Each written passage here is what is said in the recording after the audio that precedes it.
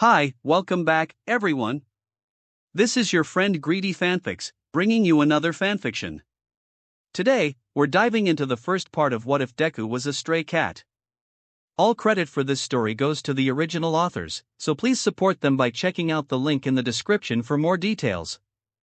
Don't forget to give this video a like and subscribe to the channel if you want more content like this. Now, let's get into the fanfic. Izuku had to wait a year longer than others to get a quirk, and he likes his quirk, but the pain when he got it? He wishes nobody has to go through that alone, or with someone watching you go through it, and not know how to help you. He is so glad his mother knew what to do, and brought him into the hospital. Help! My son is growing his quirk. She had shouted in distress, and someone had come to us fast. Then we were brought to a hospital room, so they could know what was growing out of Izuku. It took about half an hour that they knew Izuku was a cat, and not some other tailed hybrid. His cries had turned more into cat-like screeches, but more quiet-like. Izuku's mother cried next to him the whole time, and when it had been about 3 to 4 hours, his hybrid parts had grown in fully, and his human ears had fully disappeared. Izuku had looked up after it was done, and smiled tiredly at his mother. Then Izuku passed out from exhaustion. When Izuku woke up, he was still in the hospital, but this time everything was so much more dull. The colors were weird, but he could sense things better than before his hospital trip. It felt as if he could rule the world, and get everything he wanted. He shook his head to get those thoughts out of his brain, but it felt as if he just put them away only for a while. His mother walked into the hospital room, only to find him staring outside the window, like he was just about to run, and then come home after he was done doing something. His mother ran to him, and hugged him tightly as she started to cry happy tears. Why you were sleeping for T2D days? She shouted at him sadly as she hugged him more. Something in Izuku had snapped, when she brought her hand in his hair, and started to pet him. He had started to purr like crazy, and then kneaded at his mother with his hand paws. She was shocked to silence at first, but then continued to pet her son when he had hissed at her, so she would continue her petting. She laughed wetly as her son pushed his head at her neck, and meowed as he tried to pet her like he was a cat. It looked like he didn't remember that he had hands to use, like she had used hers. She would take time to get used to this, but at the moment, she couldn't care less about that, because look at her small cute son trying to get all of her attention on himself. She had to take a picture and send it to Mitsuki. It was Friday at 16:12 p.m. when his quirk started to grow outside of his body, and now it was Monday at 7:21 a.m., so it was time to go to ⴱ again. He could show his quirk to ᴘᴚ, and they could play something, or think about their future together. They could do anything they wanted to do. Izuku shook his head to get his thoughts right, and not think about how humans are below him in this society. Izuku shakes his head again. Izuku! Let's go! His mother shouted from the hallway, and Izuku walked towards his mother majestically. That is how cats walk anyways, and they don't let any weakness show outside. Izuku stopped walking like he did, and started to run towards his mother. On all four. Izuku groaned cutely like any 5 years old would, and his mother turned to look at him. Izuku, are sure you don't want to take that week off, like the doctor recommended? His mother asked worriedly as she looked at her son, who was still on the ground on all four. Izuku got up from the ground faster than ever, and looked at his mother with his cute cat-like eyes. Yes. I want to show ᴘᴚ my quirk. Izuku said, smiling widely, and yes, they did go to a doctor's appointment already. It went like this.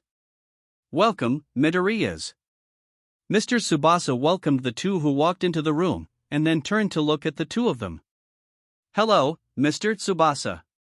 His mother had said politely to the doctor, and then pouted 90 degrees to him. Izuku will not do that, he should be the one to be pouted at. Hello. Izuku said as politely as his mother, but he just didn't pout like his mother. It looked like they didn't notice, so Izuku takes that as a win in his book. It looks like we're working with a mutation quirk. Mr. Tsubasa said as he looked Izuku over with calculating eyes, and then back at his mother.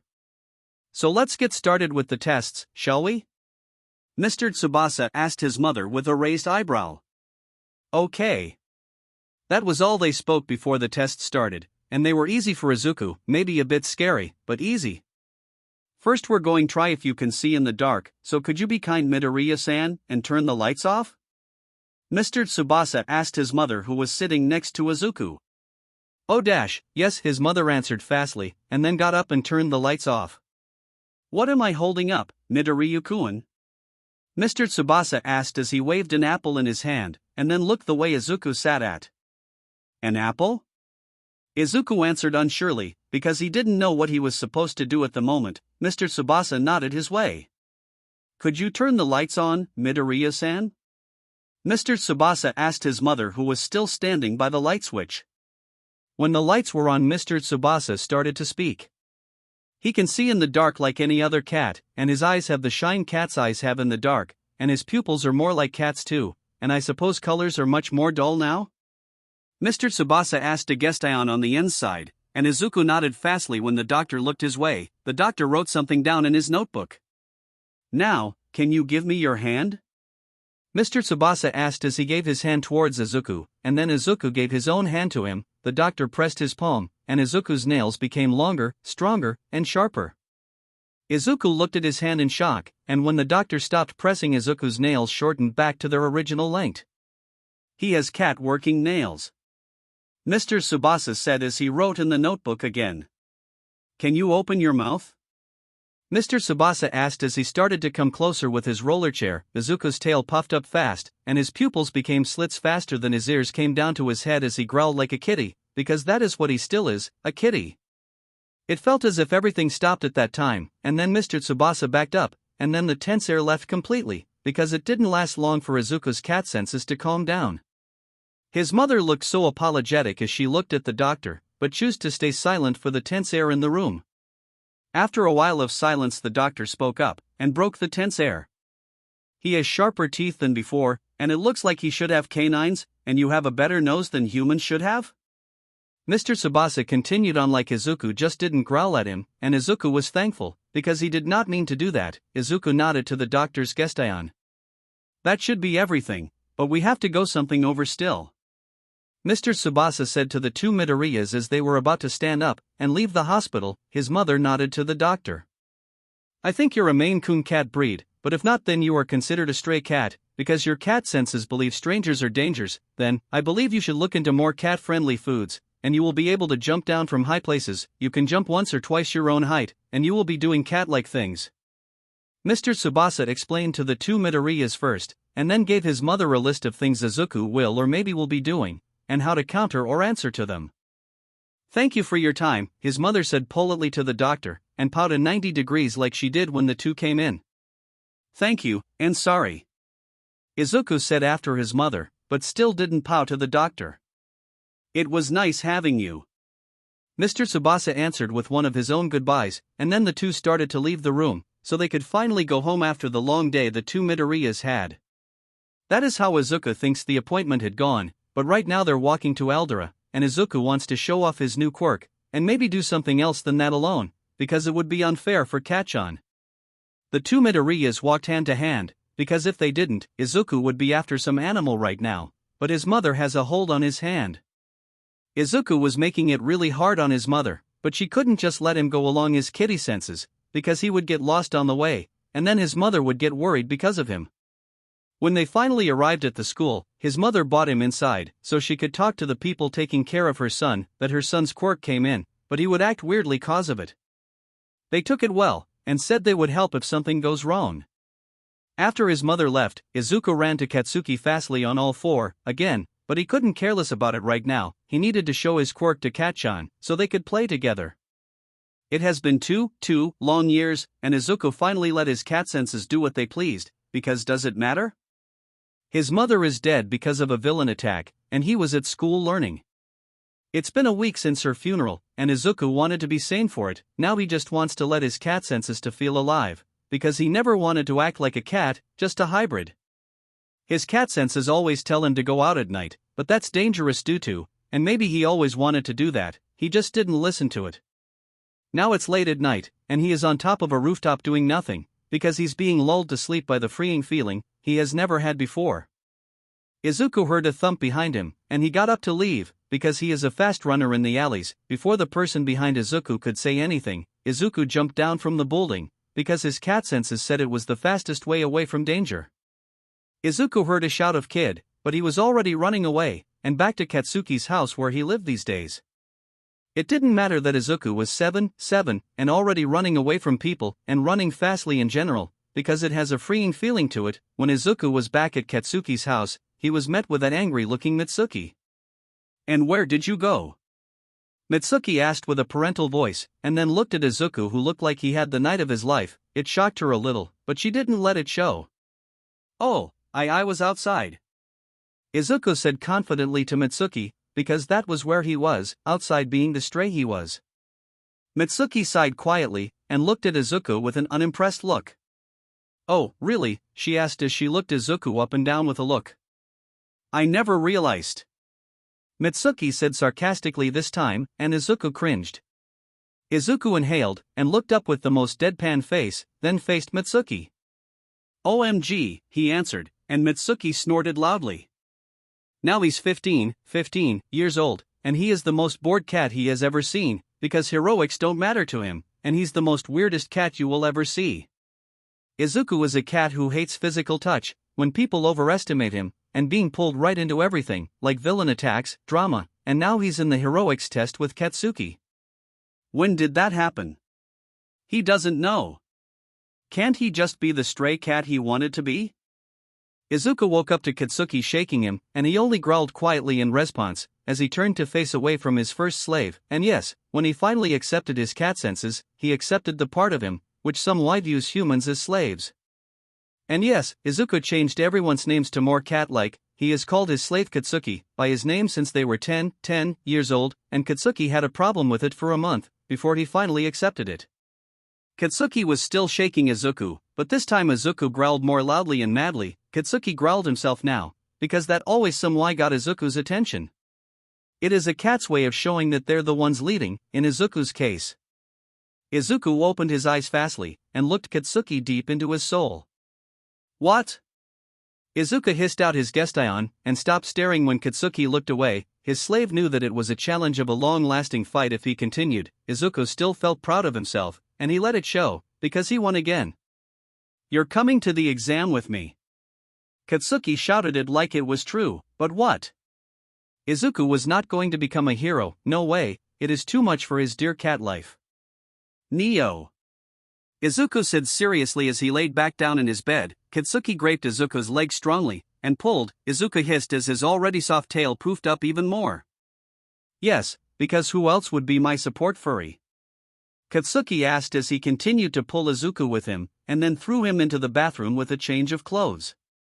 Katsuki waited for Katsu for 20 minutes, and when Katsu came out, he looked like a normal human, and there was no hybrid traits to see. Even Katsu's pupils looked normal. Katsuki stood shocked as he looked Katsu up and down. "What?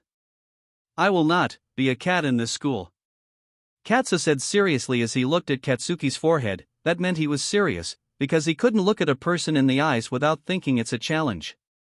Katsuki furrowed his eyebrows, and scowled at Katsu loudly. Then he finally started to make his way to the kitchen. There was his dad making breakfast, and the old hag sitting at the table. "So, did the brat agree?" Mitsuki asked Katsuki when she heard the sound of walking. When she didn't get an answer from him, she looked up. She did not expect to see Izuku looking like a normal teenager, and with any hybrid traits to be seen. How does one make their pupils change? "Whoa," Mitsuki said sarcastically, because how else was she supposed to respond? The kid looked different. His hair looked more fluffy, his tail was nowhere to be seen, and his cute eyes looked more round. How does one do that? "Neo auntie, please don't make fun of me?" Izuku asked by her name as he sat down in his spot on the table, and then picked up his fork. He never uses a fork. Who is this person, and why does he look like Izuku? "Drop the act, please?" Masaru asked as he looked at Izuku despairingly. Izuku dropped the fork from his hand, and let his ears come out of his hair. "Niatsuki, I do not want to act like this at school," Izuku said sadly as his pupils became more him-like, and then dropped his head to his bowl, so he could eat the way he was used to eat. "You don't have to, you could just be how you want," Katsuki said unhelpfully as he snapped out of his shock, because the last time Katsu used a fork was when they were 7. Katsu looked at Katsuki with a disappointed look, and then Katsu inhaled deeply, and his pupils and ears were hidden again. Katsuki felt creeped out when he didn't see his Katsu. The two normal-looking teens walked towards their destination, which is ᴜᴚ because of Katsuki. and his determination to become the N.1 hero. Izuku doesn't like the way ᴜᴚ is big, because then it's destined to have many people in it, and the more people Izuku has around, the more he will feel with his quirk. When the two are at the gate, Izuku almost left to go back to sleep in his apartment, but Katsuki stopped Izuku by graping the back of his shirt, and Izuku almost hissed at him, but covered it with a cough. "Do I really have to be here?" Izuku asked Katsuki as he was pulled into the school, and to the place they were supposed to be at. Katsuki rolled his eyes at him in boredom. "Yes, I really need my emotional support cat." Katsuki answered his 괉 loudly as they walked inside the school, and to the room where they would take the paper test. After they were done with their tests, they submitted them to the person who was with them in the room, and then the two teens walked to the place where the particle test would be taken, and sat down to their own places in the auditorium.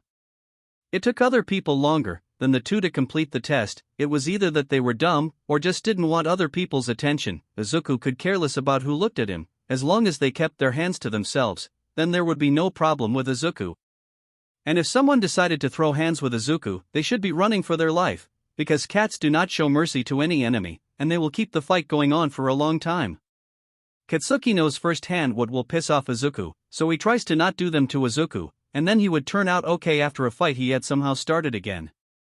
Present Mike had come on stage and told the people in the auditorium something, but Izuku was not listening, and was trying to find every possible way to fail. He had somehow ended up with Katsuki, but that shouldn't be able to happen, because everyone in the same school would go to a different ground. It really looked like fate had it for him, or then the people examining them noticed that Izuku was a support cat that was supposed to stay home and sleep everything hard away. "Hell yeah!" Katsuki shouted loudly and happily as he looked at Izuku's paper. It had the same thing as Katsuki's own paper had. Izuku almost broke his cover and growled at Katsuki again. "I should go to ᴅᴇᴜ present Mike." Izuku muttered to himself as he looked at the papers that almost looked like the same, but had their names on them on the first page. "No, you won't." Katsuki was grinning as he whispered to Izuku, and then started to pull him again, to the place they were told to go. Izuku was trying so hard to not hiss or growl at Katsuki, because Katsuki knows that Izuku hates it when people pull or grab him.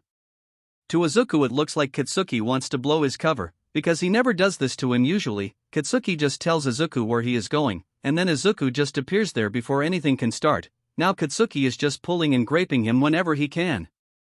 "Could you stop graping me?" Izuku grumbled out madly as Katsuki still pulled Izuku with him towards their destination, which looks like a place where is almost more people than 200. What is Izuku doing in a place like this, and why is Katsuki pulling him in the middle of it? Izuku could feel his tail's fur poofing up, but it can't, because Izuku wrapped it in bandages, and now Izuku is walking next to Katsuki, so he can see if someone is going to attack him or his slave. "Did I really have to come here?" Izuku asked Katsuki as he whispered, because hell no, Izuku was not about to speak louder, because then someone could hear, and his cat senses did not like that idea. Katsuki sighed quietly as his eyes were closed. He looked at Katsu, who was standing with a straight back, and his eyes jumped from person to person. Then Katsuki remembered, Katsu doesn't do crowds. Last time ended in chaos, and Katsuki does not want that to happen again. "Yes, you really did." Katsuki answered Katsu's 괉 grumpily, and then Present Mike started to speak. "Go!" Present Mike shouted loudly with his quirk, and Katsuki was running with Katsu now, both on two legs. Katsu looked so uncomfortable running like that. Katsuki is already feeling sorry for him. The test went by fastly, but Izuku doesn't know if he passed or not, because he took down about 3 1-pointers, 5 2-pointers, and 3 3-pointers. That should be about 22 points.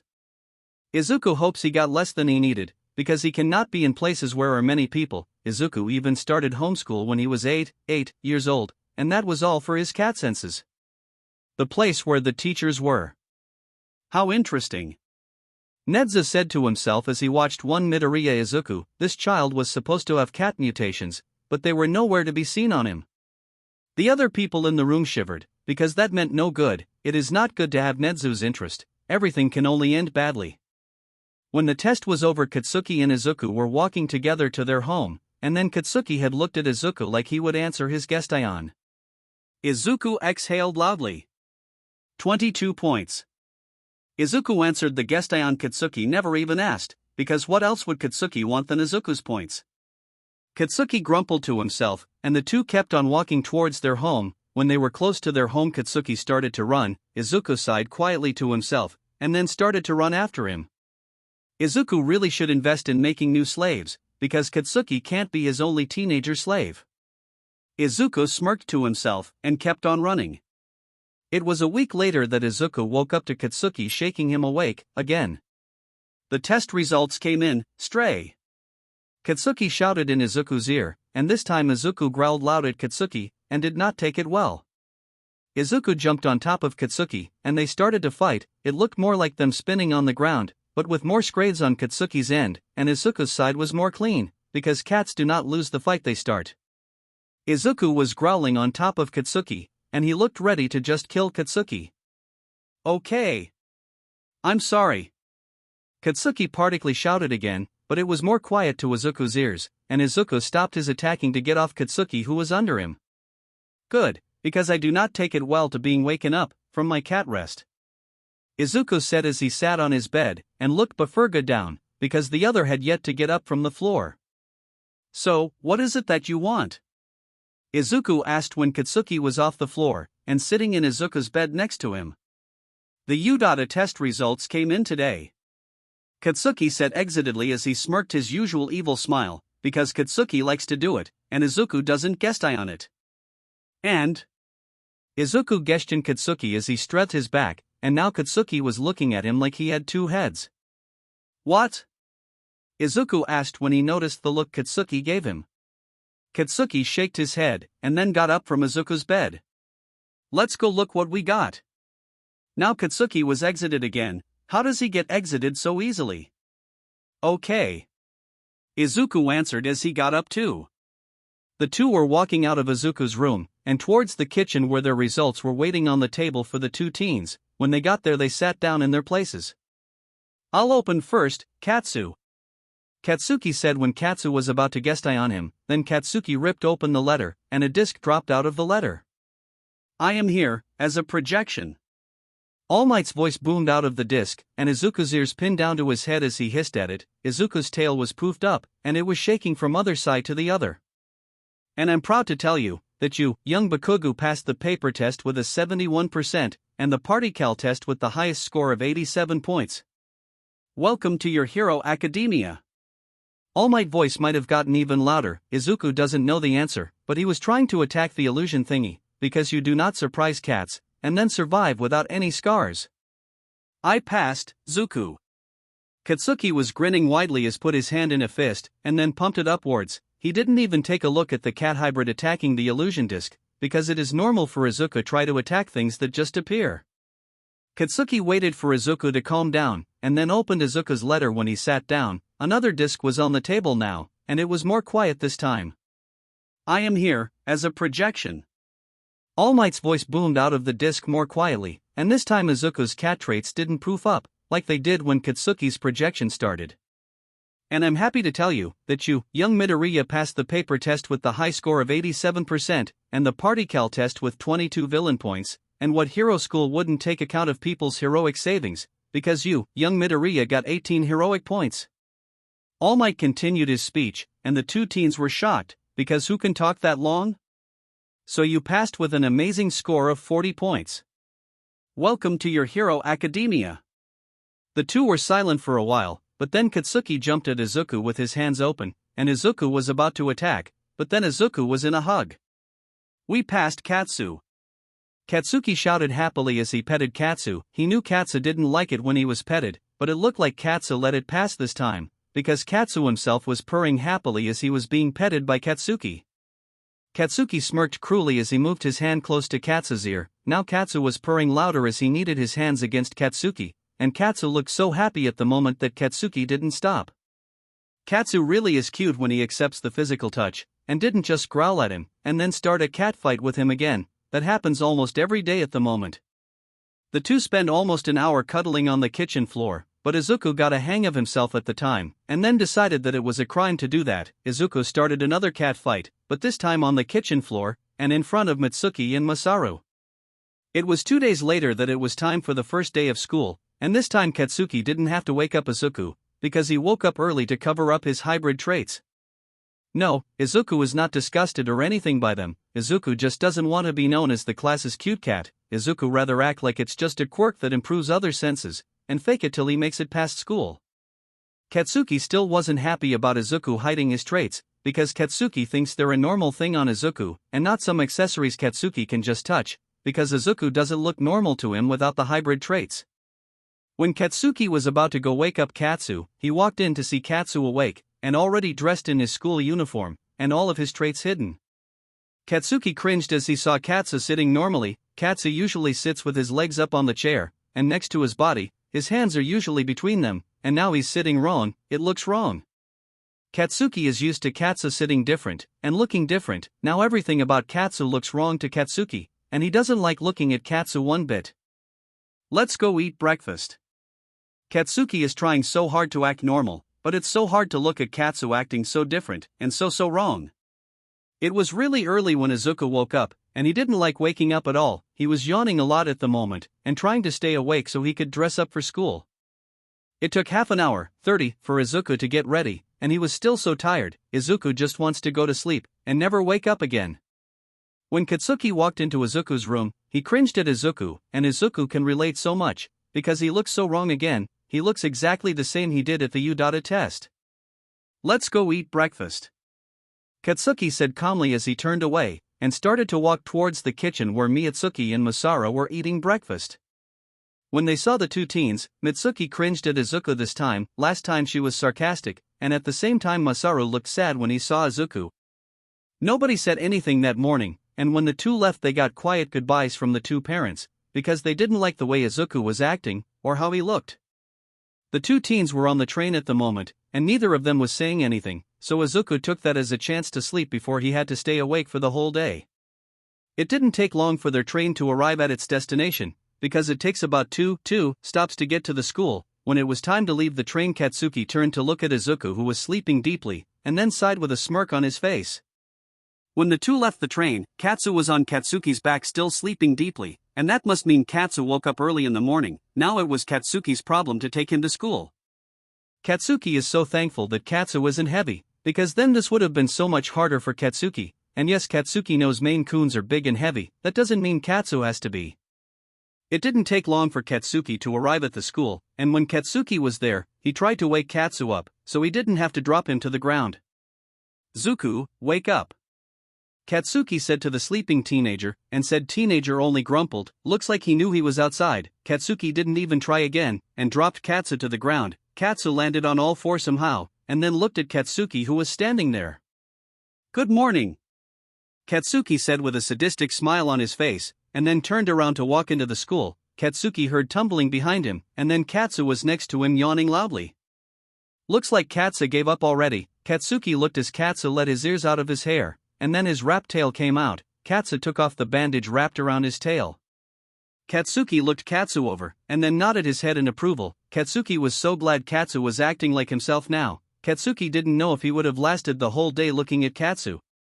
Izuku himself knew he wouldn't have lasted the whole day. Cats gave up fast if missions lasted too long for their liking, and this mission was bullshit from the start. Izuku felt so uncomfortable acting so weirdly, after acting like he does normally for years. And what if he was the class's cute cat? Izuku wouldn't be the cute cat, he was a stray cat for a reason. Now that the two were walking towards ᴜᴇ, they didn't do it quietly, because now Katsuki had the energy to speak, and not sulk about Izuku acting wrong and different. First he was talking about the breakfast, and how much more silent it was than usual. Then he was talking about who would be their new classmates, and now he's talking about how big the school is. Izuku already felt uncomfortable walking in the huge hallways, while now he felt even worse, because there could walk so many people in these hallways, and Izuku couldn't protect his only slave from so many people at a time. "Katsuki, talk about something else. I do not like to know how big this school is," Izuku stated to Katsuki as they walked, and now it looked like Katsuki remembered how much Izuku hated open places. Maybe big places were good to run away, but fighting in a big room is hard. "Sorry, Katsu," Katsuki said after Izuku stopped talking, and now they were at their classroom's door. Katsuki opened the door with a pam, and he had a snarl on his face. The door opened with a pam, and Katsuki snarled as he walked into the classroom. The people in the room snapped their head towards the door when they heard the pam. Katsuki looked at the blackboard to look where his seat was, only to see that his seat was in front of Katsu's. Katsuki smirked evilly as he stomped over to his seat. Katsu came in after Katsuki, and Katsu sighed when he saw his seat was behind Katsuki. Katsuki's smirk grew as he looked at Katsu walk to Katsuki's seat and then sit on his desk. Some dude with glasses walked over to them and started to lecture the two, but Katsuki didn't listen to him, because he had other things in mind, like how he was going to humiliate Katsu in front of everyone. When Izuku walked into the classroom after Katsuki, he could hear 2 or 3 people coo at him, but he couldn't care less about them, so Izuku looked at the blackboard and sighed when he saw that his seat was behind Katsuki. Izuku walked over to Katsuki's seat and sat on Katsuki's desk to show him that he was still the boss of Katsuki. Some blast person came over to Izuku and Katsuki and started to lecture the two, but Izuku wasn't one to let other people talk him down, so he let out a low threatening growl. It looked like the person didn't hear, or then they already knew that it was a challenge and didn't want to back off. Katsuki snapped out of his mind when he heard the growl, and before anyone could react, Katsuki put his hands around Izuku's waist, so Izuku couldn't jump at the person with glasses. Before Katsuki could say anything to Izuku, the person who came in 3 seconds ago started to speak. Izuku knew they were there the whole time. His cat senses would never let a person get close without Izuku knowing. "If you're here to make friends, get out," was what the person said, and everyone was shocked to silence, except Izuku. "It took you 8 seconds to quiet down," the person continued before anyone could say anything. Izuku was still sitting on Katsuki's desk, because everyone was still too shocked to move, and Katsuki still had his arms around his waist. It didn't take long for people to move to their seats, and then the teacher told his name, and before anyone could say anything he put P. clothes on his desk, and said to be outside. Then he left everyone into the classroom, and the whole room was silent, because they couldn't ask anything from the teacher. Katsuki, Izuku and a purple-haired guy were the first ones out, and the other classmates took much longer to come outside, and when they did the teacher scolded them again about the time. "It's a quirk assessment test," Aizawa told the class as he looked everyone over, so he could take a look at the people he will be teaching this year. "And looks like one of his students is a cat hybrid." Aizawa smiled evilly under his capture weapon, and then the whole class went wild. The class went wild, they were shouting and making exited noises, and Izuku cannot take the loudness of them, so he lowers his ears to his head, and starts to hiss quietly, and only quietly because these humans look strong, and Izuku can't protect Katsuki from this many humans. Katsuki put his hand in Izuku's hair, and this only proved to make Izuku more mad, because he snarled at Katsuki lowly, and Katsuki took his hand out fast, because Katsuki knew if he kept his hand in longer Izuku would jump at him. Izuku could care less if they were at a school for hero students.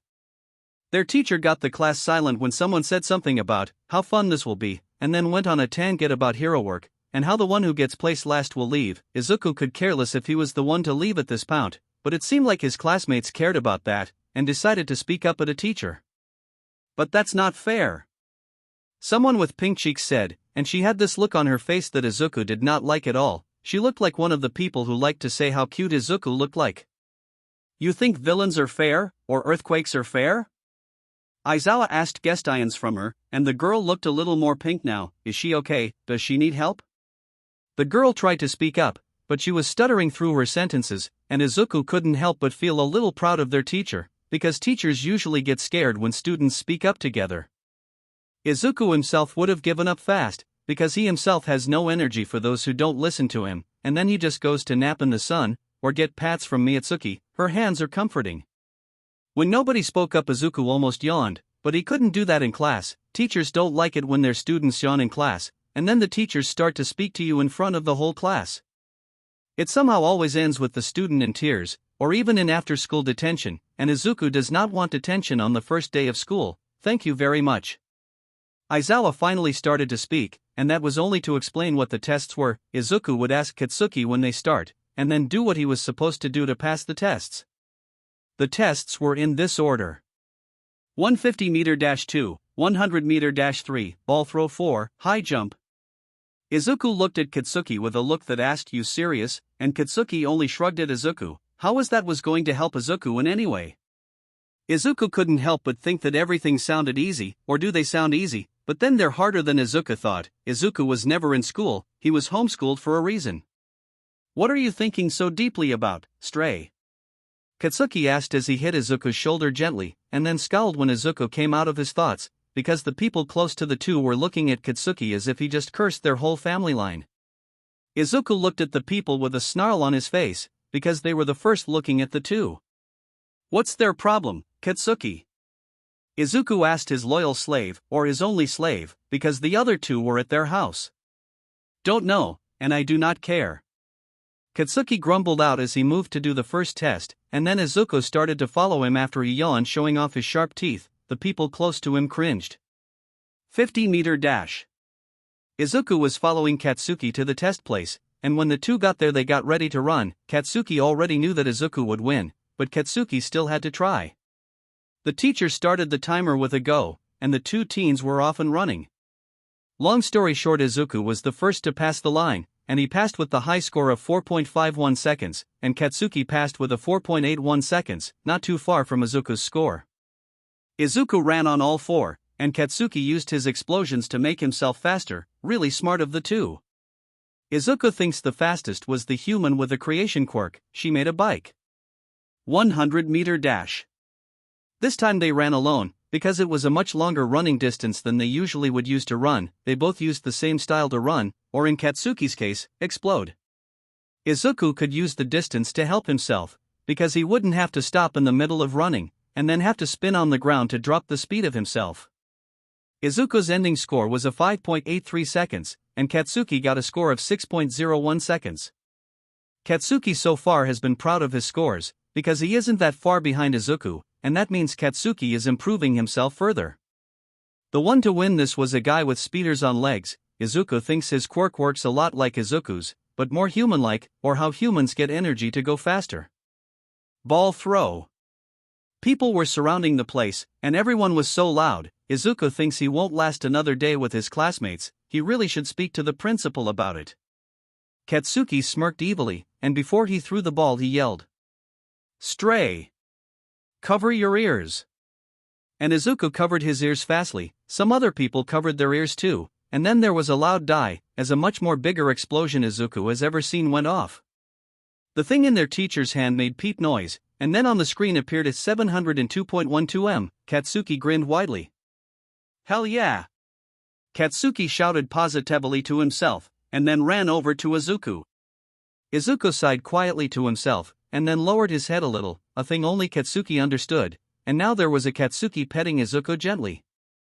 It must really be Katsuki's lucky week, because he has been able to pat Izuku so many times already. Izuku must have been so proud of Katsuki. The people who didn't understand anything only cooed at the two, or more like at Izuku, who was trying so hard to not purr at the moment.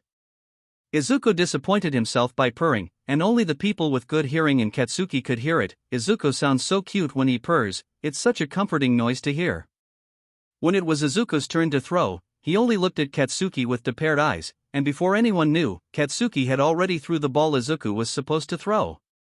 Izuku got a score of 576.64 m, and Izuku smiled an evil cat smile. It looked scary if you saw it. That's why Izuku usually smiles when he's alone. The one to get the highest score was the creation girl. She used a missile launcher to get her score. Izuku thinks that cheating, because there is no one else who can do that. High jump. Izuku knows he can jump twice his height, but he does not want to reveal everything about his quirk yet, so he only jumps as high people usually think he can jump. Izuku's ending score to this is a 112 centimeters, and Katsuki got a 145 centimeters. They both didn't use that much strength in this one. The one who got the highest score in the high jump was the frog girl with the long tongue. Izuku couldn't help but think if frogs taste good. Or birds. Usually Izuku sticks to mice, mouses, and rats, because they're the easiest to catch. When the results showed up on the screen, the person on the last place was the invisible girl. Izuku was in the 11th place. Katsuki was on 3th place after the creation girl, and then the half-and-half person. It looked like the girl was shocked to silence, or then she was trying to pretend she didn't exist. Izuku doesn't know about it, but his home cat senses are telling him to reassure the new candidate for a slave. Izuku was about to take a step forwards, but the teacher spoke up. It was a logical ruse. No one is expelled, and it looked like the strings of a puppet were cut off, because the invisible girl dropped to the ground with a silent sigh. Izuku thinks Katsuki can relate, because Katsuki is the one who understands the human feelings of the two. Sometimes Izuku is glad about that. Izuku's tail started to wiggle around, and before Katsuki could stop him from attacking, Izuku was already hissing loudly at his poofed-up tail, and trying to attack it somehow. But how would that be possible when the tail is behind him all the time? Izuku always finds a way to keep his tail in check, but right now he's trying to catch the thing that's moving behind him. This is one of the worst things that could happen in front of his class, because Izuku knows that it's his tail. His cat part only sees a danger that's moving behind him, and he can't catch it. Katsuki wonders if Katsu is dumb, or if he's trying to make his classmates underestimate him, because the way things are going they will, and now Katsuki is only standing next to a spinning Katsu. He will stop at some point. Katsuki said before anyone asked any 괡ᴜ from him, because there is no way he's going to answer more 괡ᴜ. It took 5 minutes for Katsu to stop, and when Katsu did stop, he only got up from the ground and followed Katsuki out of there, because Katsu just destroyed his whole reputation, and in front of the whole class. When school was over, Izuku left Katsuki alone, and started to make his way to the principal's office, so he could talk about a class change. Izuku cannot stand that his reputation was destroyed by his own tail. Izuku walked inside the building for so long, because he did not look at the maps. Izuku felt like his cat senses knew how to navigate in the school. Looks like he was wrong. Izuku arrived at the principal's office finally, and when he was about to knock, the door opened up by itself. Izuku stood there dumbfounded for a minute, and then he walked into the room. Izuku stopped at the door, because the principal looks small enough to just eat up. Izuku can't do that to this school's principal, so Izuku had to shake his head a little, because his mindset was in the wrong place at the wrong time.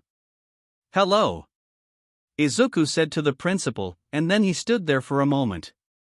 "Welcome, young Midoriya," answered the principal with his chipper voice. Now Izuku felt even more hungry. "Okay, I'm done, bye," Izuku said to the principal fastly. Then before the principal could answer, Izuku was already out the door, and running for his life. Nezu looked at the door, which was open. "Hop" was all he could say, because that was fast. Nezu thought the teen could last longer in there. Looks like he was overestimating the teenager.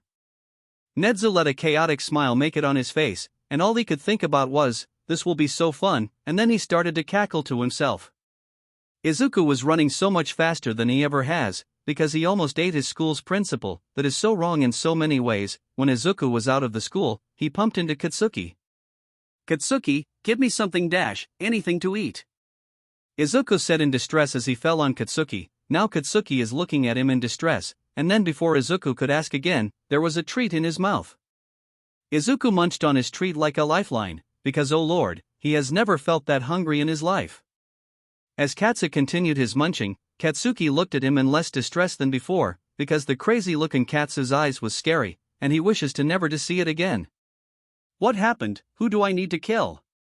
Katsuki asked Katsu, who was munching on the treat. And why does Katsuki even have cat treats in his bag? Katsuki won't ask, but he is wondering.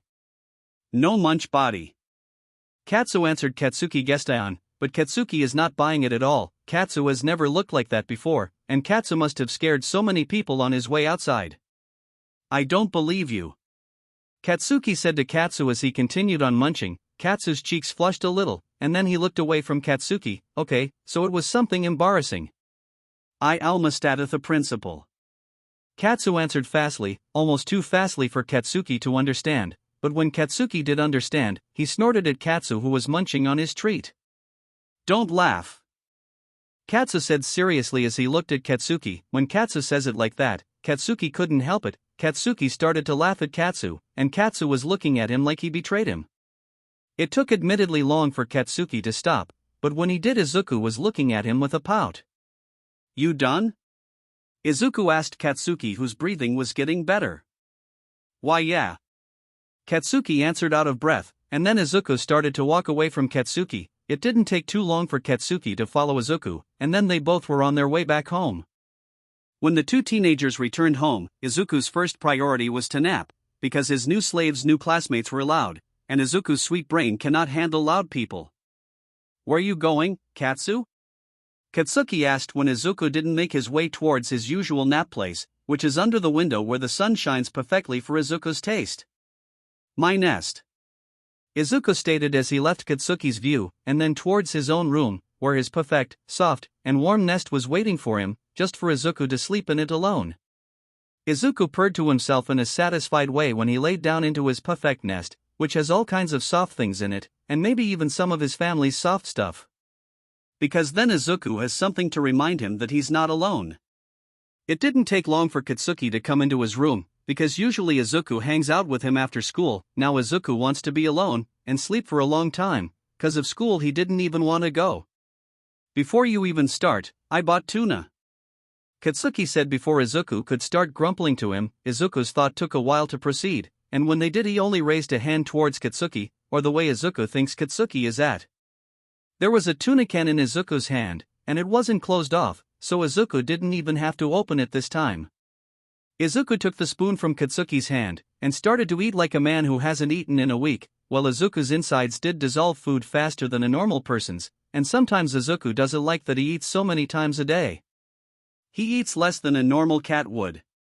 Izuku was done eating for 4 minutes later, and then he licked his lips like a cat would. When he was about to lick his fingers, he stopped himself, because he ate with a spoon, not his hands. Thank you, Katsuki. Izuku thanked his precious slave with a polite nod, and then he went back to trying to sleep, because he was tired. You're welcome. Katsuki answered loudly as he always did, and then Katsuki started to do his thing in Izuku's room, which is do homework they got that day at school, and then try to get permission from Izuku to rest next to him. When Izuku was tired enough, he would let Katsuki rest with him, because Katsuki was one of his good slaves, and because Katsuki is warm to sleep with. Izuku likes to sleep in warm places, so he lets Katsuki rest with him sometimes. It was about 2 hours into Izuku's nap, and Katsuki had left an hour into Izuku's nap, that he was woken up to the smell of food in the kitchen, and when he considered the pros and cons, he chose to go eat, just so he wouldn't starve to death. Izuku got up from his warm nest, and then he whined a little with his ears pinned to his head, but he got up when the smell got stronger to his nose. Izuku's stomach grumbled quietly, and that was all before Izuku opened his room's door, and then started to walk towards the kitchen groggily. Izuku's tail moved softly, and before Izuku knew, he stretched his arms above his head, and yawned loudly with his teeth showing. Izuku felt more alive now. Then Izuku started to walk faster towards the kitchen, because the food that's there? It smells strong and so tasty to Izuku's nose. It smelled stronger than their principal. Izuku entered the kitchen quietly, then he walked towards his seat and sat down. Izuku yawned again, but much more quietly than before. We're having katsudon, your favorite. Katsuki asked the guest Izuku was about to ask. Izuku's eyes got a shine to them, and then Izuku grinned a cat-like smile. Okay. Izuku said excitedly to Katsuki, because that's his favorite food. And they haven't had it in months. Izuku was excited to taste it after such a long time. Miyasaro laughed gently at Izuku, and then brought the food to the table, because he cooked it for them, and that means he has to carry the food to the table. Miyatsuki herself smirked a little at Izuku's happiness, because Izuku doesn't usually get excited over things, or he doesn't even get that sad about things. It's just a cat thing. If they like something, they try to get it, and they don't like it, they just start to hate it. That afternoon was filled with laughter, and everyone was speaking about something. Even Izuku himself added to things at times, but when they started to speak about school, all Izuku spoke about was the loudness of his classmates. But considering everything else, that afternoon was a really happy time. It was later the same day, and some hours after the food they had at afternoon, when Katsu was in Katsuki's room and started to complain. It was about 22:07 p.m., and the worst part? Katsuki was trying to sleep, so he wasn't tired the next day. Katsu, I'm trying to sleep. Katsuki said as he already started fuming, because it's been half an hour, and Katsuki wasn't sleeping yet. Katsu only whimpered out a pathetic cat sound, and when Katsuki turned to look at Katsu, Katsu was some fucking how in the ceiling. Nope, Katsuki is going to sleep, and that's the final. Izuku realized about 15 minutes in, that Katsuki was not going to do anything with him, so Izuku decided it was time to go outside, even if he has school tomorrow. Izuku left Katsuki's room quietly, just so he doesn't wake him up, because Izuku hates it when he's woken up from his sleep. It didn't take long for Izuku to get outside. He just had to use the front door. There was always keys next to the door, just so Izuku doesn't have to sleep outside, like he did at first into his night goings. Izuku walked up the apartment complex's stairs to the roof, because Izuku loved the wind going through his hair and fur, and he could go roof jumping. It was so freeing to go out at night, and then enjoy the view.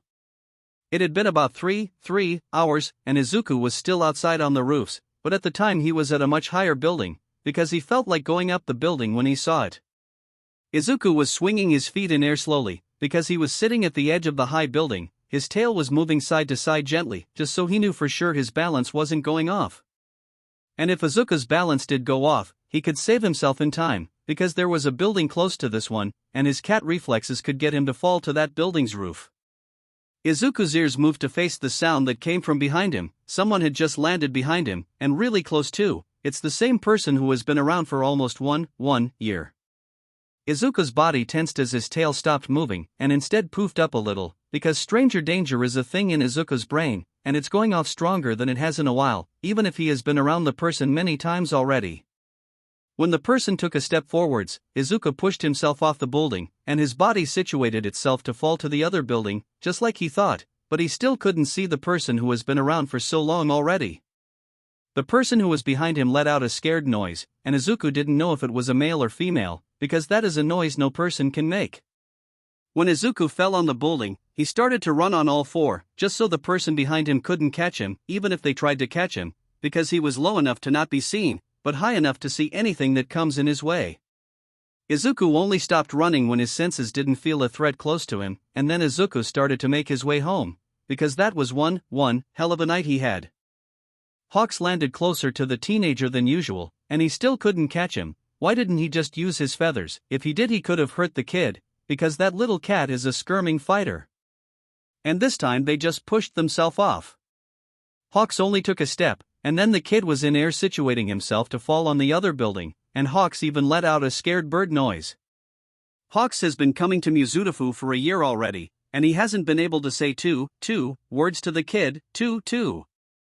Then Hawks was chasing the kid for a long time, until he realized the kid can literally sense him, like his own senses help him. Hawks slowed down his flying, and then tried to cover his presence little by little, and it worked after half an hour of running, and then on Hawk and flying. The kid had stopped running as fast, and before Hawks knew, the kid stopped moving completely, and then started to walk down some building stairs, and walked couple of streets. The kid stopped in front of apartment complex building, and then the kid had stretched widely as he yawned, and started to make his way inside the apartment complex. Finally, after so many months, Hawks has finally found out where the kid lived at. What's he going to do now? Stalk the kid? Yeah, he's going to just do that, because then he knows what school he goes to. Hawks is so disappointed at himself. This is what he did for only a kid, and a kid he didn't even know? He's going insane, that's what's going on. Now he just needs to go to his own home, and then himself start sleeping. Izuku got a strange feeling. He feels as if he missed something, and now he's going to sleep, even if it is only for 3 hours. Izuku should stop going outside at night so much. Izuku woke up to his alarm ringing loudly into his ears, and he smacked it shut with his fist, then he threw it against the wall strongly. Because Izuku can't take that alarm anymore, it's destroying his dear ears.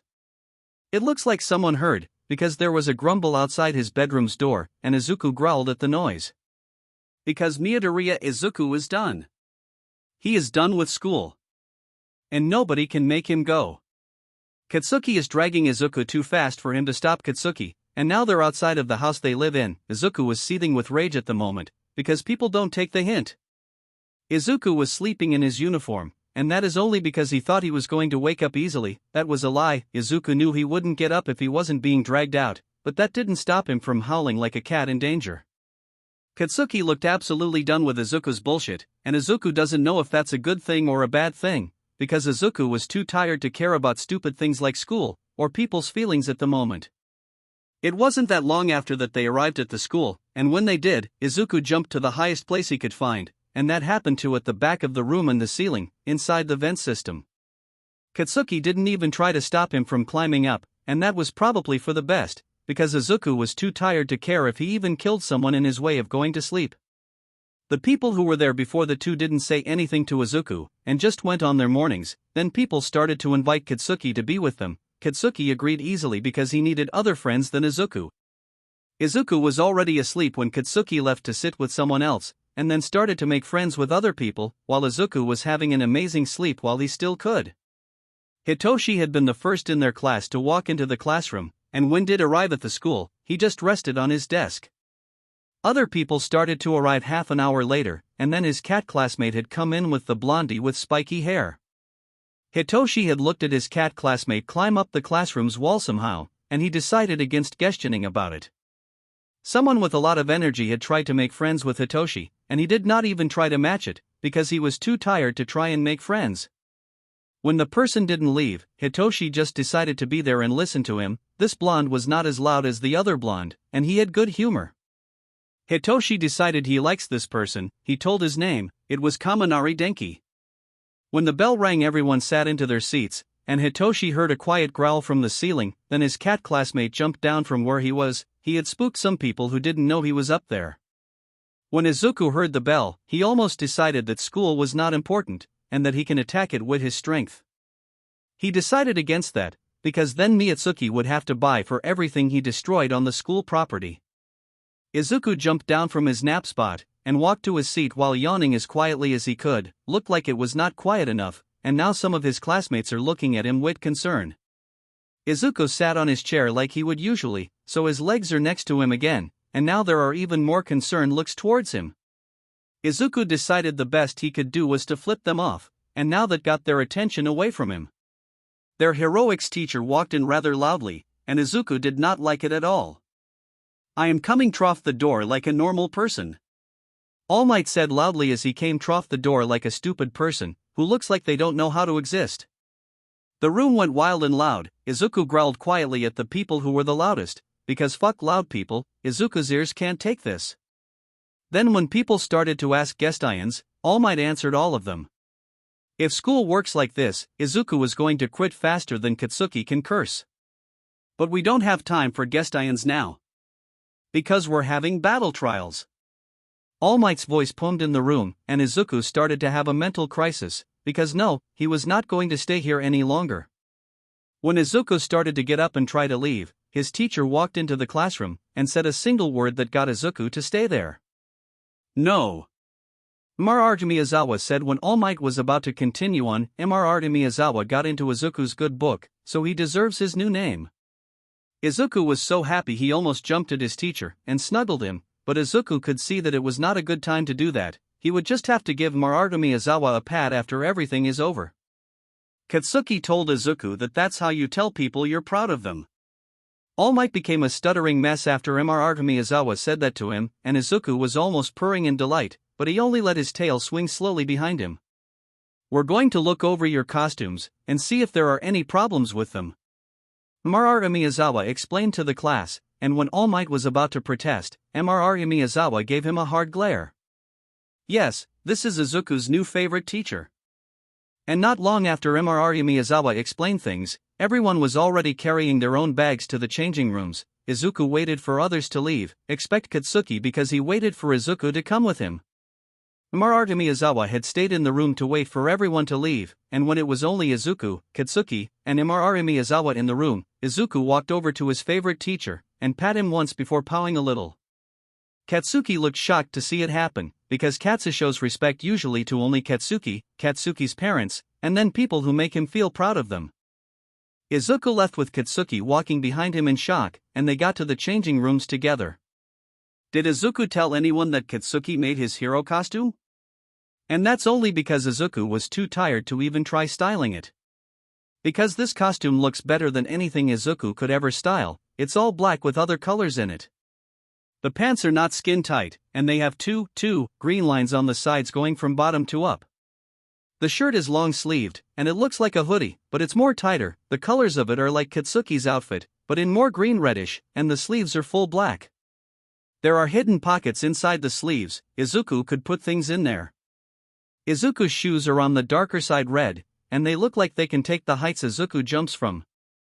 Then Izuku has full black fingerless gloves, so he can use his nails to do things, and that he doesn't hurt his topians too much.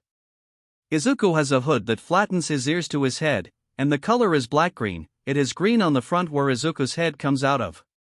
And Izuku's tail has a spot where it can go outside or inside the costume. And then he has a mouthguard, so he doesn't breath the air when it's poisoned. In Izuku's case it looks like it was made just for him, and it's more softer than Izuku could have thought. Katsuki is so good at styling things, and sometimes Izuku was grateful for it. ᴘᴅ had walked into the classroom, and said no madly to All Might. It looked like some of his students turned pale, but the relief ᴘᴅ saw on his cat student made him pause. Because his cat student looked ready to just hug him. Then ᴘᴅ had started to explain to the students what they were to do, and two students stayed behind, and one of them was the cat student's, the other was the loud spiky-haired blonde. His cat student walked over to him, and patted him once, then he pouted only a little. ᴘᴅ was shocked to silence when his student patted his head, and it looks like he wasn't the only one shocked about it, because the spiky-haired blonde looked like someone destroyed his whole life experience. Then the two students left the room with their hero costume bags. ᴘᴅ decided that he wasn't going to think about what happened, and then he left the room himself. When the students started to walk in, ᴘᴅ couldn't help but feel disappointed in them, because who wears armor? Or that revealing? Or where is Hagakura's costume? She can't go running around naked. ᴘᴅ sighed to himself as more students walked in, and more costumes that were no good for them. Then finally some people with an idea walked into the huge room, and it was Azui, Shinso, Ashido, Kuda, Sato, Siro, Shoji, and Tokoyami. Everyone else was either too revealing, armor, nothing at all, or then whatever Todoroki was wearing. And before All Might said anything to boost his student's ego. "Ida, Aoyama, how are you supposed to run with those on? Or when you're out of breath, how are you supposed to breath?" ᴘᴅ asked the ones with armor on them, and then he started to tell every bad side of their costumes. All Might looked like a kicked puppy, but was it really Shuda's fault? His students' costumes are a living hell, or then they just don't make sense to ᴘᴅ. What ᴘᴅ is promising to himself now is that he will never let his students be in the care of the oaf alone. ᴘᴅ moved on to the revealing ones. "Yaoyorozu, are you the one who styled your own hero costume?" ᴘᴅ asked the creating girl, because Yaoyorozu was one of the smartest of his students. Yaoyorozu shook her head gently, and ᴘᴅ sighed again, because he just knew it. "You can go change your clothes to the P.E ones," ᴘᴅ said to the girl who left when he said the words, because she must have felt so uncomfortable in that hero costume. ᴘᴅ would have felt uncomfortable wearing that, and he's a man. "Kirishima, I know you're all about manliness, but you're going to sound sexist soon," ᴘᴅ said truthfully to the red-haired guy, because no one else was going to say it to the bright boy. Kirishima looked disappointed at himself after ᴘᴅ said that, and maybe his student's sad face was working better than the blonde oaf's, because ᴘᴅ explained the rest more gently. ᴘᴅ spoke to the rest who were Uraraka, Todoroki, Ajiru, Kaminari, Jairu and Hagakure. He will seriously speak to the people who make the costumes, and sue them so badly. Then the last ones arrived, Midoriya and Bakugou. They were so late, Bakugou looked like he was trying to sneak in, but Midoriya looked ready to find someone. ᴘᴅ sighed again, he really has been doing that a lot today. "Bakugou, where is your arm protection?" ᴘᴅ questioned his student who winced a little, because looks like he noticed that ᴘᴅ knew they hadn't been there. Bakugou flexed his hands, and then there were sleeves on his arms, looks fireproofed, and his whole costume has some kind of protection. ᴘᴅ turned to Midoriya who was covered in dark clothing, and it didn't have too much colors, except some spots, like his chest area had the same logo that Bakugou's had, but in more green-reddish color. "Good job," ᴘᴅ said to the two who were late to the class. Then ᴘᴅ pointed towards their classmates who were running a test. "Now go join them in trying the hero costumes." ᴘᴅ answered the two teens before they asked, and now they were running towards the test. ᴘᴅ was so tired already, and it was only the start of the day. He would need so much coffee later, maybe even bring a little with him to class. Izuku was upset. They had normal school after their costume trials, and Izuku was still tired after the trials. No, he was even more tired after. When school finally ended, Izuku almost whooped in joy, but he was too tired to do that, so he started to make his way home with Katsuki, and maybe Izuku made Katsuki carry him home halfway there, but who was he to decline Izuku? It was hours later that Izuku woke up. He had looked at the time, it was 3 in the morning, and Izuku decided it was a good idea to go outside, because what else was he supposed to do? He had been sleeping for 10 hours. Izuku feels like he's being stalked, and he's not happy about it, because he has not seen the stranger even once yet, and that means his cat senses are getting worse.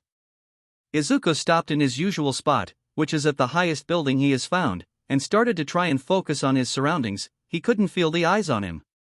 Wait! There they are. They were masking their presence by staying further away. That's so smart. Izuku always keeps his closer protected, but he doesn't usually think about what's further away from him. Now he can get away from the person, and maybe even get away safer. Because at the moment, Izuku can feel the person wanting something from him, and Izuku doesn't want to know what that is. Hawks has been noticed already. He was so close to figuring out a way to approach the teen, and now it's ruined. He'll have to step up his game, and try to find a way to hide his fucking soul or something, because the teen finds a way to find out about him. Hawks started to leave Mizutofu, because he finally at least knows where the kid goes to school. ᴜᴚ, the biggest hero school. Hawks grinned to himself, and let a grin stay on his face for almost the whole time. He had to stop grinning when he got closer to his house. Izuku noticed when the person left, and decided to go to his own house, because he has school today, and he's outside doing nothing. Izuku ran fast towards his home, and started to smile softly after a while, because his life really is meant for only him, and he has many things to learn still. He reached home faster than he realized, but still went right inside with a soft smile on his face. Izuku didn't have to wake up that morning, because he was already awake and doing alive things. Which is eating breakfast a lot, because he was sleeping the day before, and didn't have appetite. Izuku groaned as he ate the tuna he was given, and Mitsuki gave him an unimpressed look. Because he really does act so much like a cat. When he isn't fed, he will be loud, and when he is fed, he will make it known to everyone. Mitsuki just has gotten used to it, because Izuku has been like this for years, and Mitsuki wouldn't trade it for anything. Expect maybe a more kind Izuku. That's a big fat lie. When Izuku was done eating like he hasn't been fed in years, Izuku looked up towards Mitsuki with his pleading eyes. Izuku looks like a kitten who was left in the rain alone. Mitsuki sighed quietly to herself, and then got up from her chair. Because she knows if she doesn't give the boy more, Izuku will make a sad face towards Mitsuki the whole day, and Mitsuki isn't going to starve the brat. Izuku smirked to himself in victory, because yes, he got Mitsuki to bring him more food. That means Izuku didn't have to stand up himself, and he could just wait for the food to arrive. After breakfast the two teens had to leave already, because the trains go at different times, and they would be late if they used a later train. Some like Katsuki doesn't like being late. When they arrived at the school, there were so many people outside the school, and Izuku's cat senses don't like that one bit, because he still was a stray cat, and they don't like crowded places. Izuku's tail poofed up when someone started to walk over to the two of them, and then his pupils were slits. Izuku let out a threatening growl. The person backed off, and Izuku started to walk towards the high walls, because they were not getting past those people in a long time. Before Katsuki could get on Izuku, Izuku forced Katsuki on his back, and jumped up from the ground to get up the wall. It was quite hard with Katsuki on his back, but Izuku did get on top of the wall.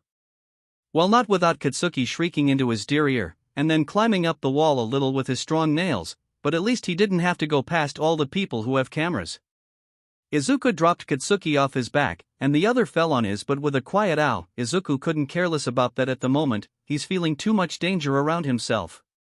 Izuku started to walk towards the gate when Katsuki got up from the ground. Because they have school and school is important, he's scared of the people. Katsuki came after Izuku when he noticed Izuku was already walking away. They reached the gate faster than Izuku thought, but he isn't complaining about it, because they still have school.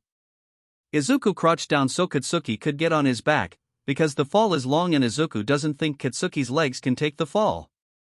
Katsuki scowled at Izuku hardly, and then jumped down from the wall. Izuku jumped after Katsuki was on the ground, because he doesn't want to fall on top of Katsuki. Then Izuku or Katsuki would have to go to the nurse's office.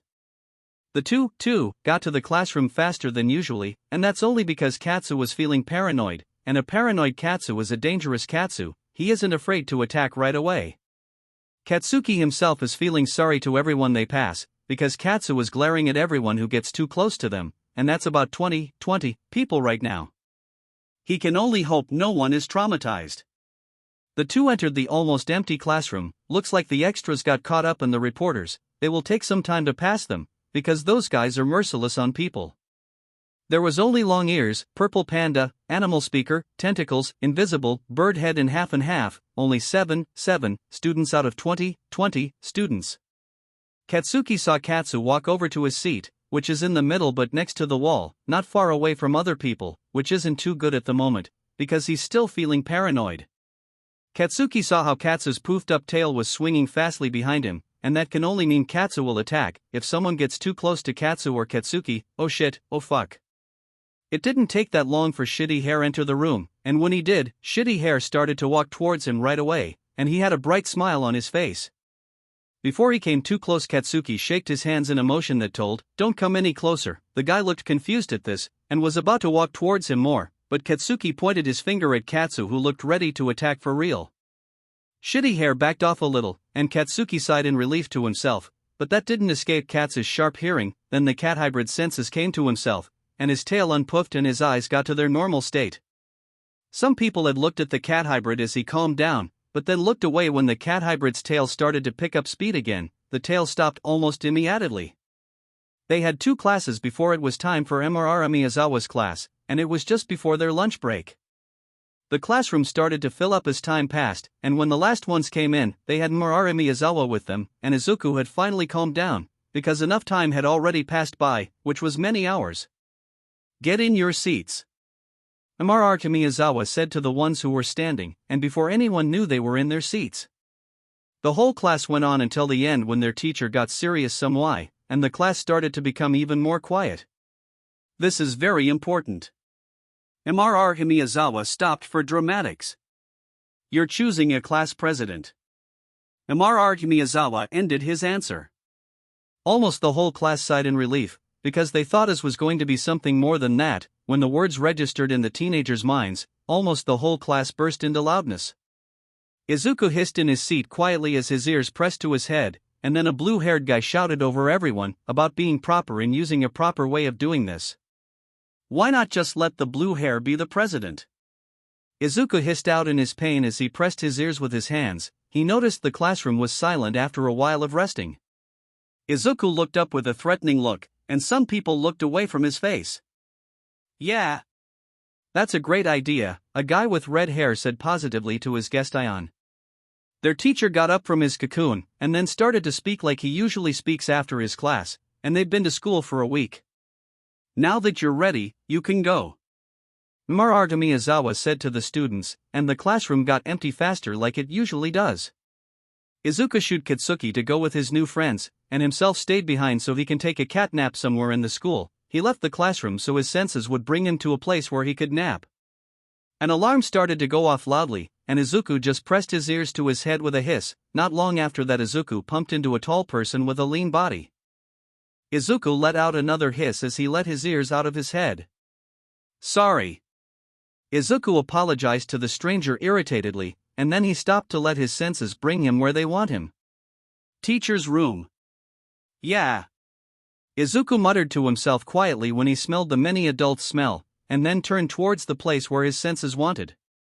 Izuku noticed the stranger following him, but didn't feel like telling them to stop, because he really needed a nap to regain his lost energy. When Izuku reached the teacher's room, he tried opening the door. It was locked, so he took a pin out of his pocket and opened the door slowly. Izuku stopped moving completely. He taught himself how to open locked doors. There was no one in the teacher's room, so he walked into the room, and there was a small sofa in the huge room. Why a small when you could have a big? Maybe because you're not supposed to sleep in there. Izuku walked over to the small sofa and dropped on it. The stranger came in after him, and Izuku sighed silently to himself as the stranger started to go through the cabinets. "If you're a villain, please don't attack one a class, because I am too tired to deal with that, but if you're a student looking for answers to something, I won't tell anyone," Izuku stated to the stranger, who stopped their rummaging to listen Izuku speak. "Ho dash?" The stranger was about to start asking something. "I'm not here to become a hero, I'm only here because of my human," Izuku answered the person he presumed a villain before they could ask their guest Ion. The villain didn't say anything to Izuku, and continued their rummaging in the cabinets. Izuku sighed to himself again, and then got up to help the villain, because he needs to take a nap. Izuku smelled the air a little, and then turned towards a cabinet under his teacher's desk. Izuku walked towards the cabinet, and opened it with a pin because it too was locked. Izuku walked over to a printer, and put one paper after another so he could give the villain copies, and not the originals, because Izuku isn't dumb enough to just take and then leave. Shigaraki turned around to look at what made that noise, only to see the NPC printing papers, and then yawning like a cat. The NPC's ear twitched when the printer made the last peep. Then he took out the printed and the original papers, and turned around to give Shigaraki the printed ones. Shigaraki blinked once before he took the papers aggressively, and then looked them over. The papers had both 1A's and 1B's information, and every trip they were going to have along the year.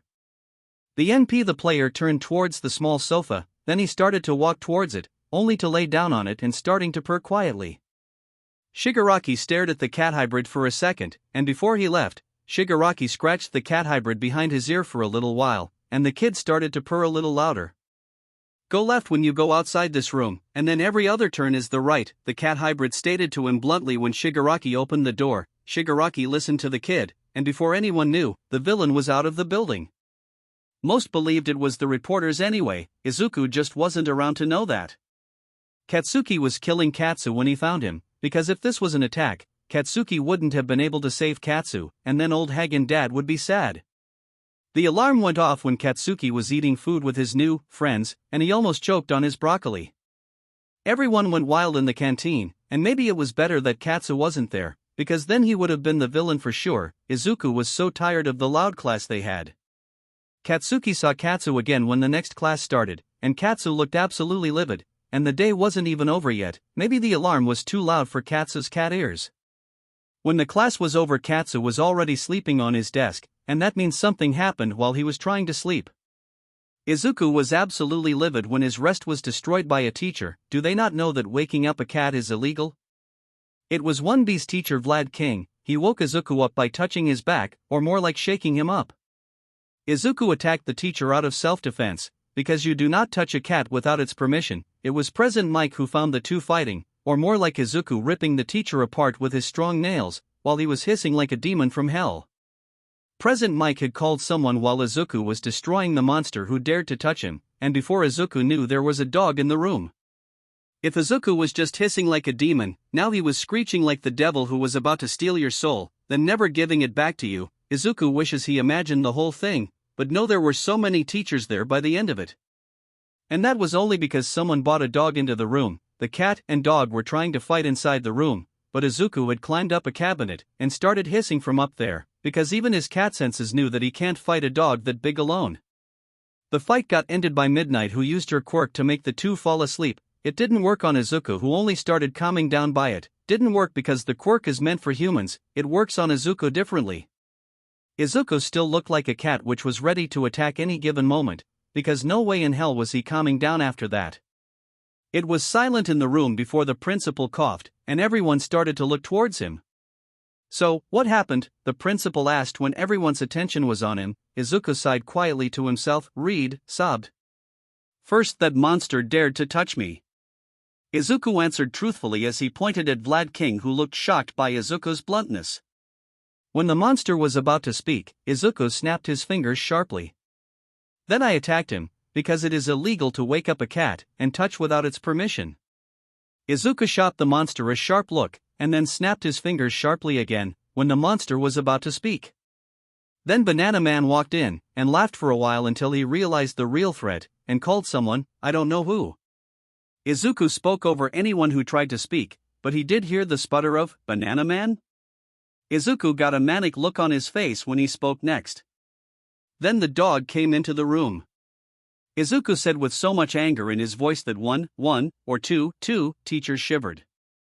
Izuku went silent after that. The teachers looked at him, and he looked back at them. And the rest, the principal questioned the cat hybrid, and Izuku tilted his head just like a cat and stared at the teachers. "You should know the rest?" Izuku asked with a questioning look, then looked at President Mike, who had a haunted look in his eyes. Izuku pointed at him. "Banana Man should know the answer to your guest Ion," Izuku said, throwing the teacher under the bus, and then jumping down from the high place he had climbed up to. "And I have class." Izuku ended the conversation as he walked out of the room, and let the livid look on his face, because last time Izuku saw a dog was when he was 10. Izuku was 15 years old at the moment. When it was time for the last class, Mr. Miyazawa walked into the room in the middle of it, and silenced Cementos, their maths teacher. "I'm going to give you permission papers on Monday, so you can bring them back by Wednesday." Mr. Miyazawa answered the question everyone had, but didn't ask. So just a normal day of Izuku's life, and nothing too different about it, except that he met a villain, and fought two teachers under half an hour. At a later date he will realize his cat senses didn't register the villain a danger at all, and that's some why he didn't even notice it. Izuku couldn't fall asleep that night, so he decided that going outside was a good idea, and it really was a good idea, just not on Izuku's side of the thought.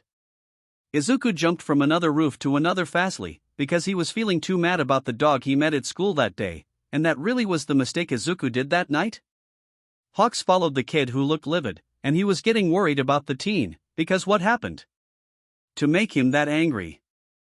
Hawks got closer to the teen who only started to go more fastly than humanly possible, like how is he running that fast? It's putting Hawks' normal speed to tears, because that is a teenager running. The teenager didn't take notice of the huge fall that was in front of him, and only jumped down the building. If Hawks wasn't worried before, well he sure as hell was now. Izuku took notice when he jumped down the highest building he has ever, and he wasn't even scared, because if his cat senses made him jump, then it meant that he was going to jump. Izuku felt a difference in the air, and his tail poofed up fastly, because someone was that close to him. That couldn't possibly be good for Izuku. Izuku let himself fall to the next roof on all four, because he did not want to break any of his bones, and then he let himself run on all four, because he is faster on all four.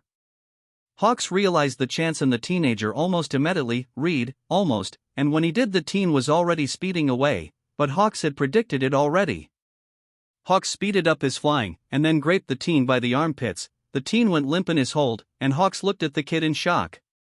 Because that was so easy.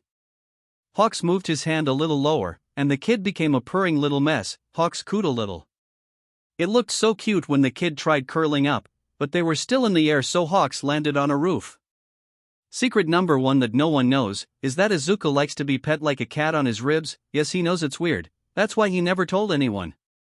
When the stranger landed on the roof he let go of Izuku, and the cat hybrid went straight into fight mode, because stranger danger is still a thing in his cat brain and his own head. When Izuku turned to attack the stranger, he went straight for the eyes, because the eyes are everyone's weakness, and Izuku knows that because of people. Hawks? Izuku screeched at the N.3 hero in shock, because this is the stranger he's been running from for a year? The hero winced at Izuku's high voice, then he got an apologetic look on his face, and he pouted a little at Izuku. "Sorry, I forgot that people don't like being followed." The hero apologized to Izuku silently, and then Izuku just stopped, because what? Izuku turned around to leave, but then stopped and looked the hero deep into his soul. "Don't tell anyone," Izuku said ominously to the hero, and the hero tilted his head like a bird. It looked like it clicked into place when Izuku already left, but Izuku can only hope that the hero doesn't come to meet him again, because it would be so awkward for both of them. Read, Izuku. Izuku didn't sleep at all that night, and then he went the whole weekend sleeping or napping, because it was a weekend for a reason, and Izuku will need them more than necessary. Izuku was awake the whole Friday night, and when it was time for the next day, he just ate really much breakfast, and decided that he would sleep this weekend. Izuku went to sleep after doing normal human things, and then showering. He can bath. Izuku woke up next at 21:32 p.m. on Saturday, then went to go into the bathroom, and went back to sleep. Because Izuku was not going outside this weekend at all, it took a little while longer to fall asleep, but he managed. Izuku was woken up at 7:19 a.m. the next day, and he went to eat some breakfast before going back to his long cat rest, because the week was so long and Izuku was not meant for long things. He hates doing things the long way, because then he has to be in one place for a long time. When it was Monday he woke up more easier than usual, and then he had a small breakfast, because he ate a lot that weekend and he felt really full already. Then he had to take a fast bath in the warm water, and leave almost right after. If Katsuki was supposed to explain why cats sleep so much, he would just tell that, cats do that, and then go on his day, because at least Katsuki has things he needs to do on weekend. Which is hang out with friends he made in school, and then do a lot of other humanly things and hobbies, because Katsuki has a life outside of Katsu. If someone woke Izuku from his cat rest and it wasn't from the Bakugou family, they would not survive without scratches, or a loud scolding from Mitsuki. She will not apologize after she's done. And that's because the brat needs the rest more than most think. The first times it happened, the Bakugous were worried for Izuku's health, but when they finally asked the doctor, they got the answers to the 괆ᴟ they had. And at the same time they got to know more about how Izuku would work, and what things he would start liking more than usually, like the tuna. Masaru was always worried for everyone in the family, but if he would have to tell you who he was the most worried about, it would be the cat hybrid of the family, Izuku. And it's because the boy goes outside at night, sleeps a lot, and does a lot of other things that Masaru won't count. But at the same time, Masaru knows they're normal things that Izuku will be doing for the rest of his life, but he still gets worried, because he's the only one who worries about everyone in the family. Hawks was having a meeting with the principal of ᴜᴚ, and that's only because the mammal had wanted Hawks to come meet him at the school. Hawks wasn't one to decline, so he came. The meeting is on Sunday at 12:30 p.m., and it's 11:56 a.m. at the moment, so Hawks was now out to fly there, because it takes a long time to get from his agency to the hero school. Hawks greeted so many people on the way, but that is one of his hero works, being popular to people outside of his everyday hero work, and Hawks wasn't one to let people down. Hawks landed in front of the school's gate at 12:28 a.m., and the gate opened after a couple of seconds to let him in, and Hawks entered when he could, because his wings aren't for decoration after all. The principal was there to meet Hawks when he stepped into the building, and the small principal had a smile on his mammal face. Hawks returned the smile with his own kind of smile, which was more of a grin than a smile, but that is the smile Hawks uses with everyone he meets. Expect the little birdling who he meets some nights, and it isn't even many times, because the kid is trying to stay away from him. "Welcome, Hawks." The mammal welcomed with a chipper voice. "I am Nedzu, the principal." "Am I a bear, a dog, or a mouse?" the principal said his usual line to Hawks, who thought about it. I don't know." Hawks said apologetically to the mammal, who started to show the way to his office, or at least Hawks thinks so. It took two long hours for the meeting to end, and by the end of it Hawks was a TA for Class 1A. He doesn't know how he got the job, but he won't decline it, because it would be fun to help teenagers. Hawks smiled to himself as he got off, and then flied back to his agency, because he has things he needs so he can move into the school, and then make the room the way he wants it to be. Hawks was in the classroom before any of the students was in there, and when the first arrived, they introduced theirself as ᴜᴚ-ᴛᴏ, ᴘᴛᴏ's brother. Then others started to come into the room. When they saw Hawks they came to him fastly, and started to ask 괆ᴟ. Hawks answered every one of them.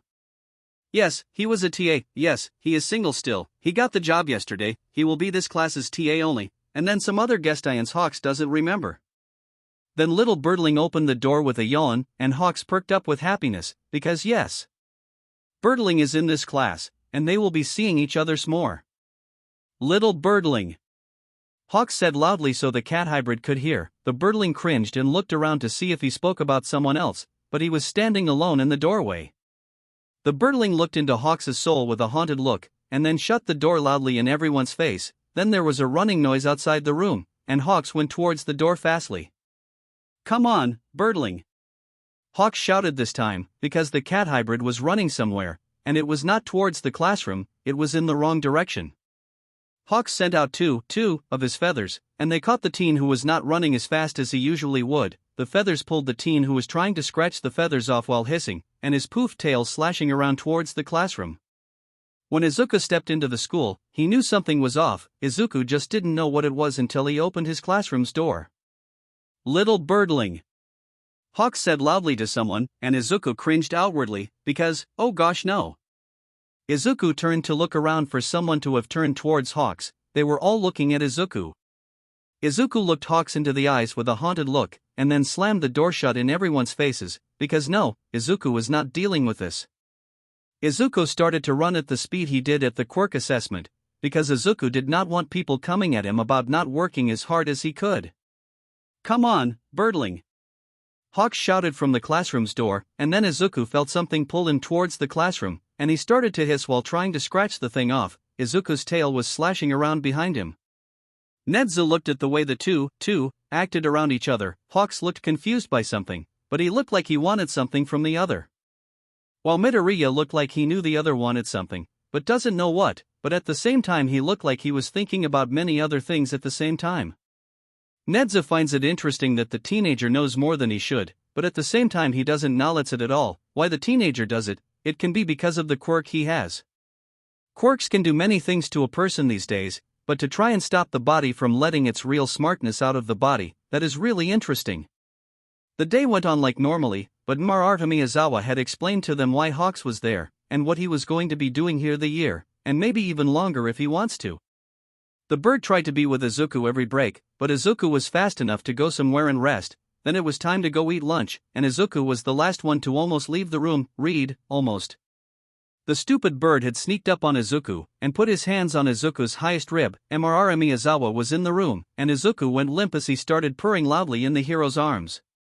The hero cooed loudly as Izuku tried curling up like last time, but couldn't because he was still standing. The hero carried the teen with him to the back of the room, and then sat down on the floor, legs crossed. Izuku turned around to put his head on the hero's shoulder, because it's comfy to sleep on people if you have a person to sleep on. Izuku himself sleeps with Katsuki when he's in home cat mindset. ᴠᴜ doesn't know if to be weirded out or think it's cute, because it's weird if they don't know each other, but if they do, then it's cute. Look at because they look like a younger brother and an older brother resting after a long day.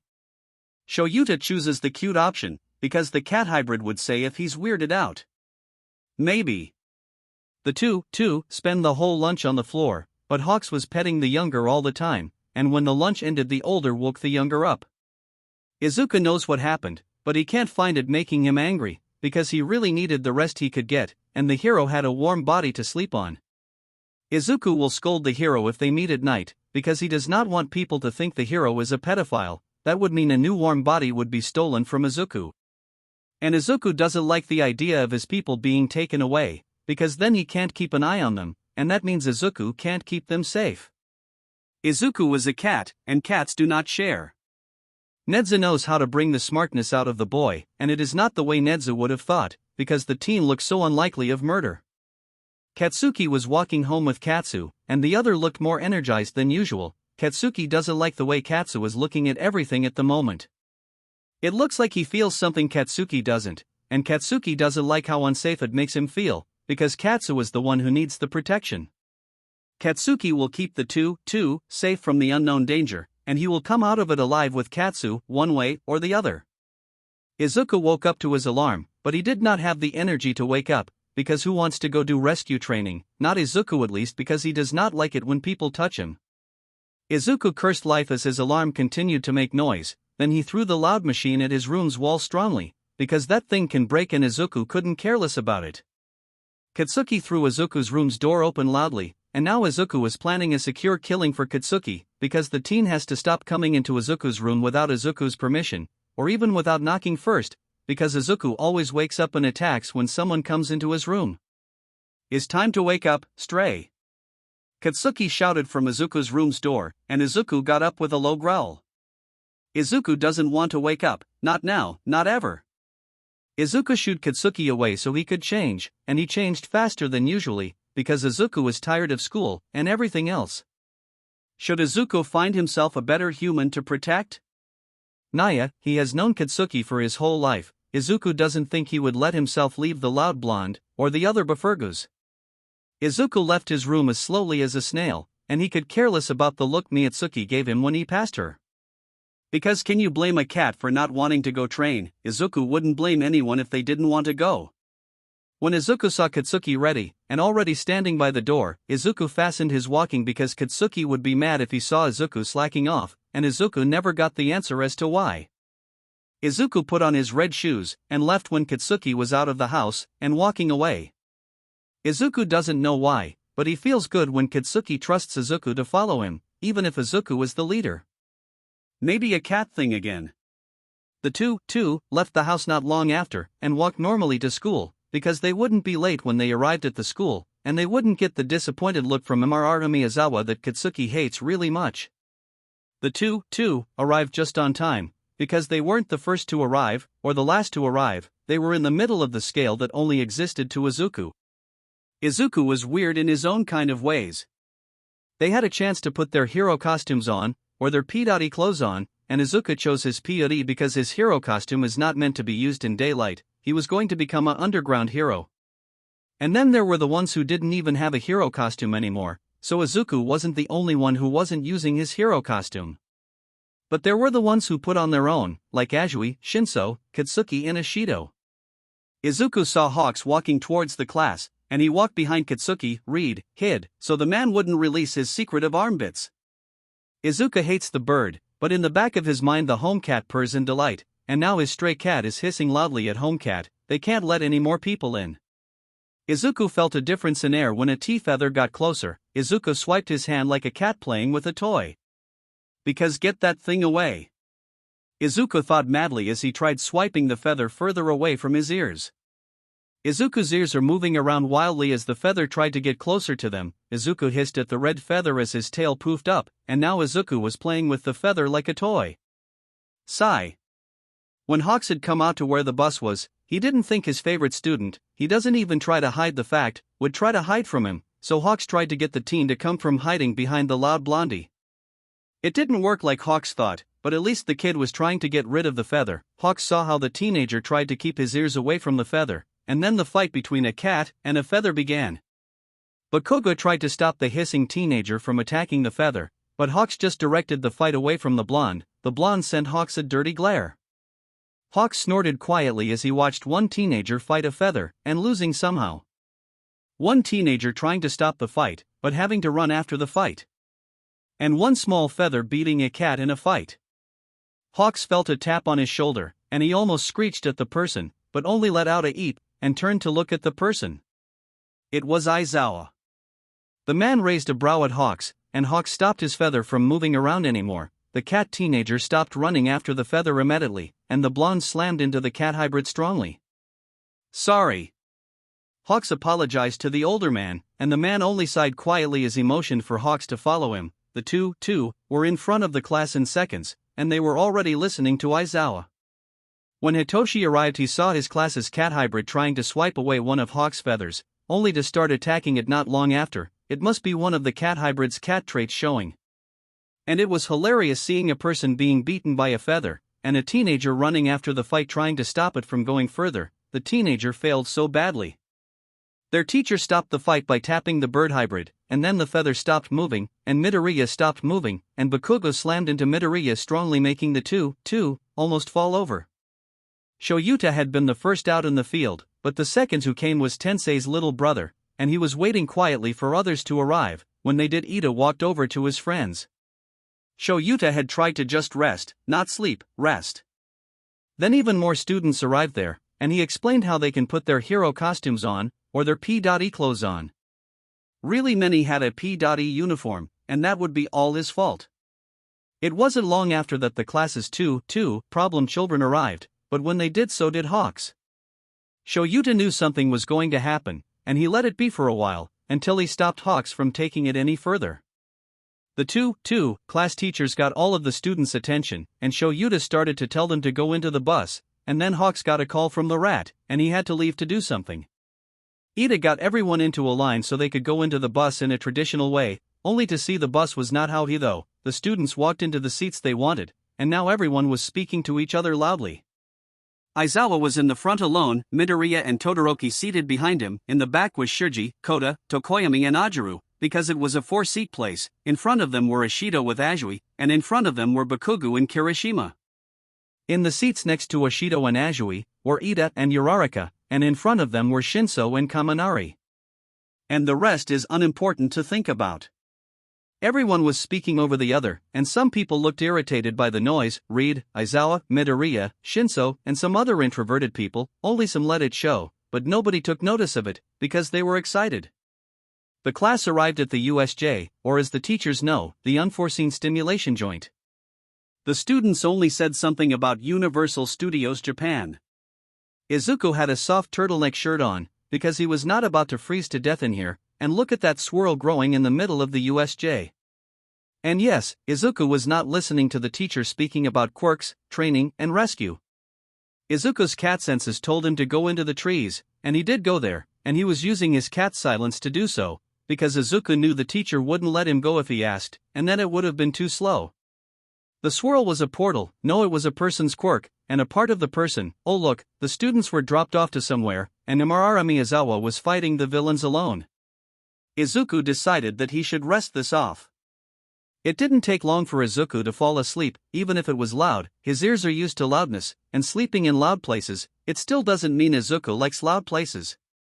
While everyone else was fighting for their lives, Izuku was napping in a tree alone, and nobody realized that until Bakugou came, because Bakugou had shouted his name out loudly. Shuto believes he's the only one to know that Midoriya went to sleep, because he saw the cat hybrid climb up the tree, and then start to sleep. Shuto didn't think it was important until the villains appeared there. Hitoshi was standing when their teacher had answered Kirishima with a shout that those were real villains, and then before anyone could really listen and run, Hitoshi was dropped in water, and then he was saved by Asu Tsuyu. They were on a boat alone, and they took some time to realize the villains didn't know their quirks, and used that to their advantage by lying. Hitoshi had taken control of the villains fastly, then the two had left to go look if someone needed help. They had arrived in the USJ building, and saw Aizawa-sensei pinned down by a thing. Shoyuta had turned around to look at what Kirishima had mentioned, and then took on a fighting stance as he shouted instructions to the students only for them to be dropped through the portal. Shoyuta was fighting villains left and right until a thing had started to attack him, because the person must be leader had told it to attack Shoyuta. Then two of his students had appeared. The villain had walked over to them, and almost had decayed Ajui's face if it wasn't for Shoyuta using his quirk to stop it from happening. Then even more students arrived in the USJ. Shoyuta is so disappointed in his students. The Nomu had smashed Shuta's head to the ground again, and Shoyuta passed out of brain damage, or so he thinks at least. When Katsuki had arrived at the main USJ, he had looked around to see if Katsu was there. He wasn't there. Katsuki was getting prepared here, okay? Izuku! Katsuki shouted loudly, but not loud enough to be heard by everyone, because the place was screaming in loudness. Where could Izuku even be? Izuku heard Katsuki call his name loudly and clearly. Izuku was not going to lose another one of his people, so he got up angrily, and got ready for a big fight, because even if the villains are big, he will destroy anyone white gets into his path. Izuku was running towards the main USJ, and when villains got into his path, he attacked strongly and animalistically, because no one was getting in his way. Izuku ripped, bit and snarled as he ran towards Katsuki's voice, because the blonde hadn't stopped shouting his name out of his mouth. Izuku saw one of his classmates sit behind a boulder looking scared, but he passed them fastly. Izuku knows he must be covered in blood, but he couldn't care less about that, because his human was in danger, and he wasn't there to protect him. Izuku fastened his running, but at the same time he fastened his attacking. Izuku looked like he was a serial killer, and he didn't know that, so the classmates he passed looked a little traumatized when they saw him pass them. Izuku found Katsuki behind a boulder, and his crazy-looking face and animal traits calmed down as he stopped running, and started walking towards Katsuki. "It's okay, my human," Izuku said to his human as he started to purr, because he has to reassure his human that everything is okay, and everything will turn out okay. Bakugou looked haunted when Bakugou saw how much blood Midoriya had on himself, and then calmed down, because the other was okay, and it looked like Midoriya didn't have any bruises or any visible scars. Bakugou hugged Midoriya with a deep sigh, because the other was okay, and very much alive too. Midoriya hugged Bakugou back, but more gently and uncomfortably. The other still hates physical touch. Midoriya was glad to see that Bakugou only had scrapes here and there, and the biggest was a purple bruise on Bakugou's face. Midoriya licked the bruise slightly, and then licked more, because that's what Midoriya's cat senses tell him to do. Bakugou stopped Midoriya from licking more when he got the sense of hygiene, and pushed the other away from himself, because the hug had been long enough already. The two hadn't noticed all might come, or that the villain was looking at their silent conversation. The two were in their own little world until Midoriya felt someone walk towards the two. Tamura saw the same cat hybrid he saw when he was in ᴜᴚ, and the player looked downright murderous as he attacked any person in his path. The player acted just like Tamura did when he was mad, but he was more reserved and violent. Tamura kills fastly and madly, because that's what Sensei taught him, and Tamura will always listen to his one and only savior. It doesn't matter if Tamura has to kill for him. Tamura heard a voice call out for Izuku, and the cat hybrid started to move more fastly, and attacking more violently. How he does it, Tamura doesn't know, but he is really impressed. ᴘᴅᴟ saw the way Izuku calmed down when he saw the blonde who called for him, and let his expression calm down as he said something to the other. The blonde looked horrified until he calmed down as he hugged the player. All Might finally arrived there, and ᴘᴅᴟ shouted an order to the Nomu to attack him. The old man looked like he was having problems with something, so ᴘᴅᴟ let the Nomu attack the man as he continued to watch the teens do something. The fight ended not long after All Might came, but at least the villain was shot three times in his hand, and somehow Izuku's cat senses didn't like that at all. The class got questioned about the attack, but the most confusing part was Izuku, because he was sleeping first, and then he was off and attacking every villain in his sight. Izuku answered the same way every time they asked. My human called, and I came to him, even if I had to take down people. Somehow they looked haunted by his answer, must be because he was still covered in blood, and he can taste blood too now that he thought about it.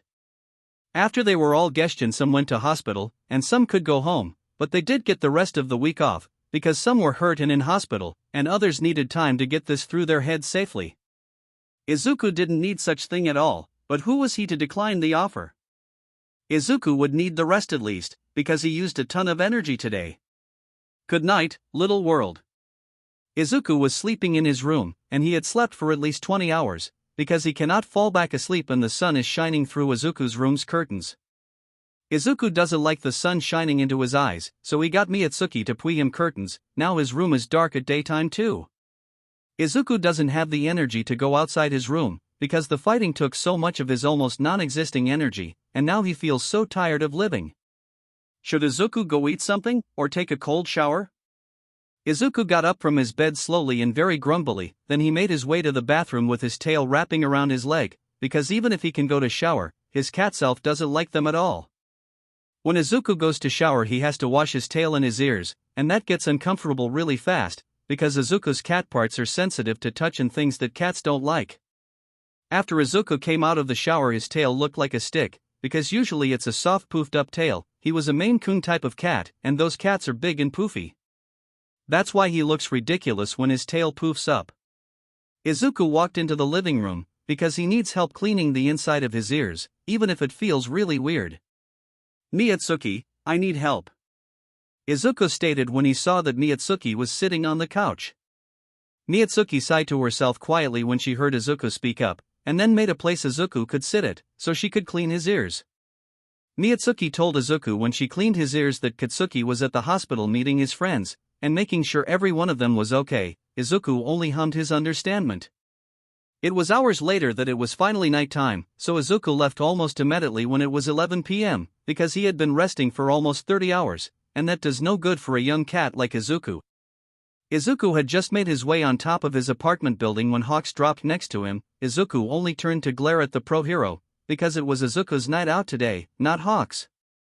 And Izuku made that known by leaving right away when the other was about to speak. Izuku heard a squawk behind him for that. Izuku only snorted ugly at the weird sound. The hero started to come after Izuku when he noticed the length between the two, and it wasn't even that long of a difference, because the hero could snatch Izuku up within seconds. Izuku speeded up his running when the hero got too close, and at some point Izuku stopped running altogether. The hero had slammed into one of those things that have a picture on them. Izuku had let out a wheezy laugh. The two had to say goodbyes when someone called Hawks, because they had needed him somewhere, so they could get a mission complete. Izuku had gone to his favorite roof after that, because he was a little tired after all that running. Izuku knew when there was a difference in the air, so he let himself tense up, but when his senses realized who it was, he couldn't keep himself tense. It was the villain from the teacher's room. Hello, villain guy. Izuku said as the young villain sat down next to him. They were both swinging their legs on the edge now. Izuku saw the light blue hair of the villains go with the wind. Hi, cat brat. The villain answered with his own greeting as he tried to keep his hair out of his face. Izuku does the same thing when his hair is bothering him with things. What are you doing here? Perhaps trying to recruit me? Izuku asked the villain cheesily, because somehow he felt more emotions that he hadn't felt in a while, like his past emotions were supposed to help him with doing something. Would you join? The villain asked with his own kind of evil smile on his face. Izuku could only cringe by how painful it looked like, because Izuku himself hated smiling widely. It hurt his face. No. I have other things to do. Izuku answered honestly to the villain's question, because he did have things to do, and it was being Katsuki's emotional help animal. Even if Katsuki won't ever know, and even if he did, Katsuki would never accept it. The two were silent after that, because they did not know how to speak like normal people, and they both seemed to know that just by being there and sitting in silence. It felt like they shared a soul, because before they could say anything, they both pointed at behind them. Base? The villain asked as he tilted his head like Izuku did when he asked things. Base. Izuku answered right away, because there would be other people, right? 'Cause the two did not know how to speak to others, not without outside help. ᴡᴇ'ʟ had watched the two hybrids as they ran around, but only came out when the brat was alone, because ᴡᴇ'ʟ was not looking to fight any heroes today, or not now at least. When ᴡᴇ'ʟ had seen the hero leave, he waited for the brat to calm down from all the running he had been doing for some time, and when he realized that the kid had known he was there, ᴡᴇ'ʟ had gone to sit next to the other. The two had spoke a little, but stopped when they realized how awkward they were. They spent some time in silence until ᴡᴇ'ʟ and the brat had pointed behind themselves, and decided they were going to go to ᴡᴇ'ʟ's villain base. They two were so alike, but so different at the same time, because what ᴡᴇ'ʟ could tell about Izuku is that he would do anything to keep his favorite people safe. ᴡᴇ'ʟ does the same, he just doesn't want to see it. Shigaraki had called Kirojirai with his phone, and not long after a portal appeared in front of the two, they stepped into the room with only one step, and Midoriya could feel the warmth of the building. Hello, villains. Izuku greeted the people he saw, and he called them villains because they look like ones. Shigaraki didn't even try to write Izuku, so he just went with villains. As an answer, Izuku got waves from different people from the room, but the one who stood out to Izuku was a burnt-looking guy. He smelled like a Todoroki, so Izuku's calling him villain to do. The guy didn't even look his way when they entered. Izuku will make the guy acknowledge him. Izuku walked with cat-like grace across the room, and then plopped on top of the villain. Izuku heard the guy grunt something out, but he wasn't listening. Izuku made himself comfortable on top of the guy. The two were on a beanbag. The burnt villain had been laying on his back, and had a phone in his hands as he did something on it. Izuku had just plopped on top of him by dropping. Now they were laying on the beanbag together. Izuku was in between the villain's legs and was hugging the guy's waist, and the villain was just laying under Izuku looking weirded out, but then had gotten comfortable when he noticed Izuku wasn't going to be getting up. Izuku went limp when the villain had moved his legs a little higher and rested his legs next to his armpits. Izuku started to purr when he started to feel warmer. Izuku hadn't felt this warm in forever when he napped. Dabi hadn't thought about anything when a teenager returned with Shigaraki, but he did when said teenager plopped on top of him like it was a everyday thing. Shigaraki had sent him an untrustful look when the cat hybrid had plopped on top of him, and Dabi let himself get comfortable when he noticed the teenager wasn't going to be getting up anytime soon. It was awkward after a while, because the teenager had started to curl around Dabi when he had hit a spot on the teen that made him go limp, and then start to act more pulled. Dabi doesn't even know why he was letting the teenager curl on him. Maybe it's Dabi's big brother instincts going on, because he would have burnt a stranger if they curled on him. When Dabi heard a coo from behind him, he was so close to getting up and burning a bitch, because this was not cute at all. Expect the cat hybrid who looked like the cute cat videos all incorporated. And then there was a burnt chicken under the cat. Dabi's talking about himself. Dabi found out who cooed. It was fucking Magna, who had come to the base late, and then saw a cute teenager curled around the most hot-headed villain in the whole room. If they don't count Shigaraki, who was still staring at Dabi, but more annoyed than he had been before. Feeling good, pillow? Toga asked Dabi cheerily as she tried to make small talk. Dabi was getting tired under the purring teenager, because some white people get tired when they hear a purr that lasts. Yawn asterisk, if something I'm tired. Dabi answered the cheery girl with a tired and raspy voice, because he hasn't been able to get himself a drink from under the cat hybrid, and it's illegal to move a sleeping cat, because they do not apologize. And Dabi doesn't feel like making himself the enemy of a cat. They keep betrayers closer than they keep meals, because betrayers are going to be the meal, even if they were the same race as them. Then go to sleep. The teenager said with her cheery voice. How is the young girl so cheery all the time? Even Dabi doesn't have the energy to go around shouting all day. Dabi grumbled out something nobody could understand, and then closed his eyes cautiously as he tried to keep notice of his surroundings. It didn't take long for him to fall asleep under the vibration of the teenager, or the purring sound. Izuku woke up a couple hours after his nap, because he had slept a lot before coming to the villain's base. Izuku had almost slept a whole day, but woke up to feeling more energized than he would usually. When Izuku opened his eyes, he knew he was cuddling someone, and the person was someone he has never met before, but he was so warm and his touch was gentle to Izuku's cat ears. The warm person knew how to make his way to a cat's heart, because this is how you should come to Izuku, and not by stalking, being loud or being too touchy-feely. It was all about trust in time. That's why Izuku trusts the Bakugous. They had waited for him to make his move. And the guy Izuku was sleeping with?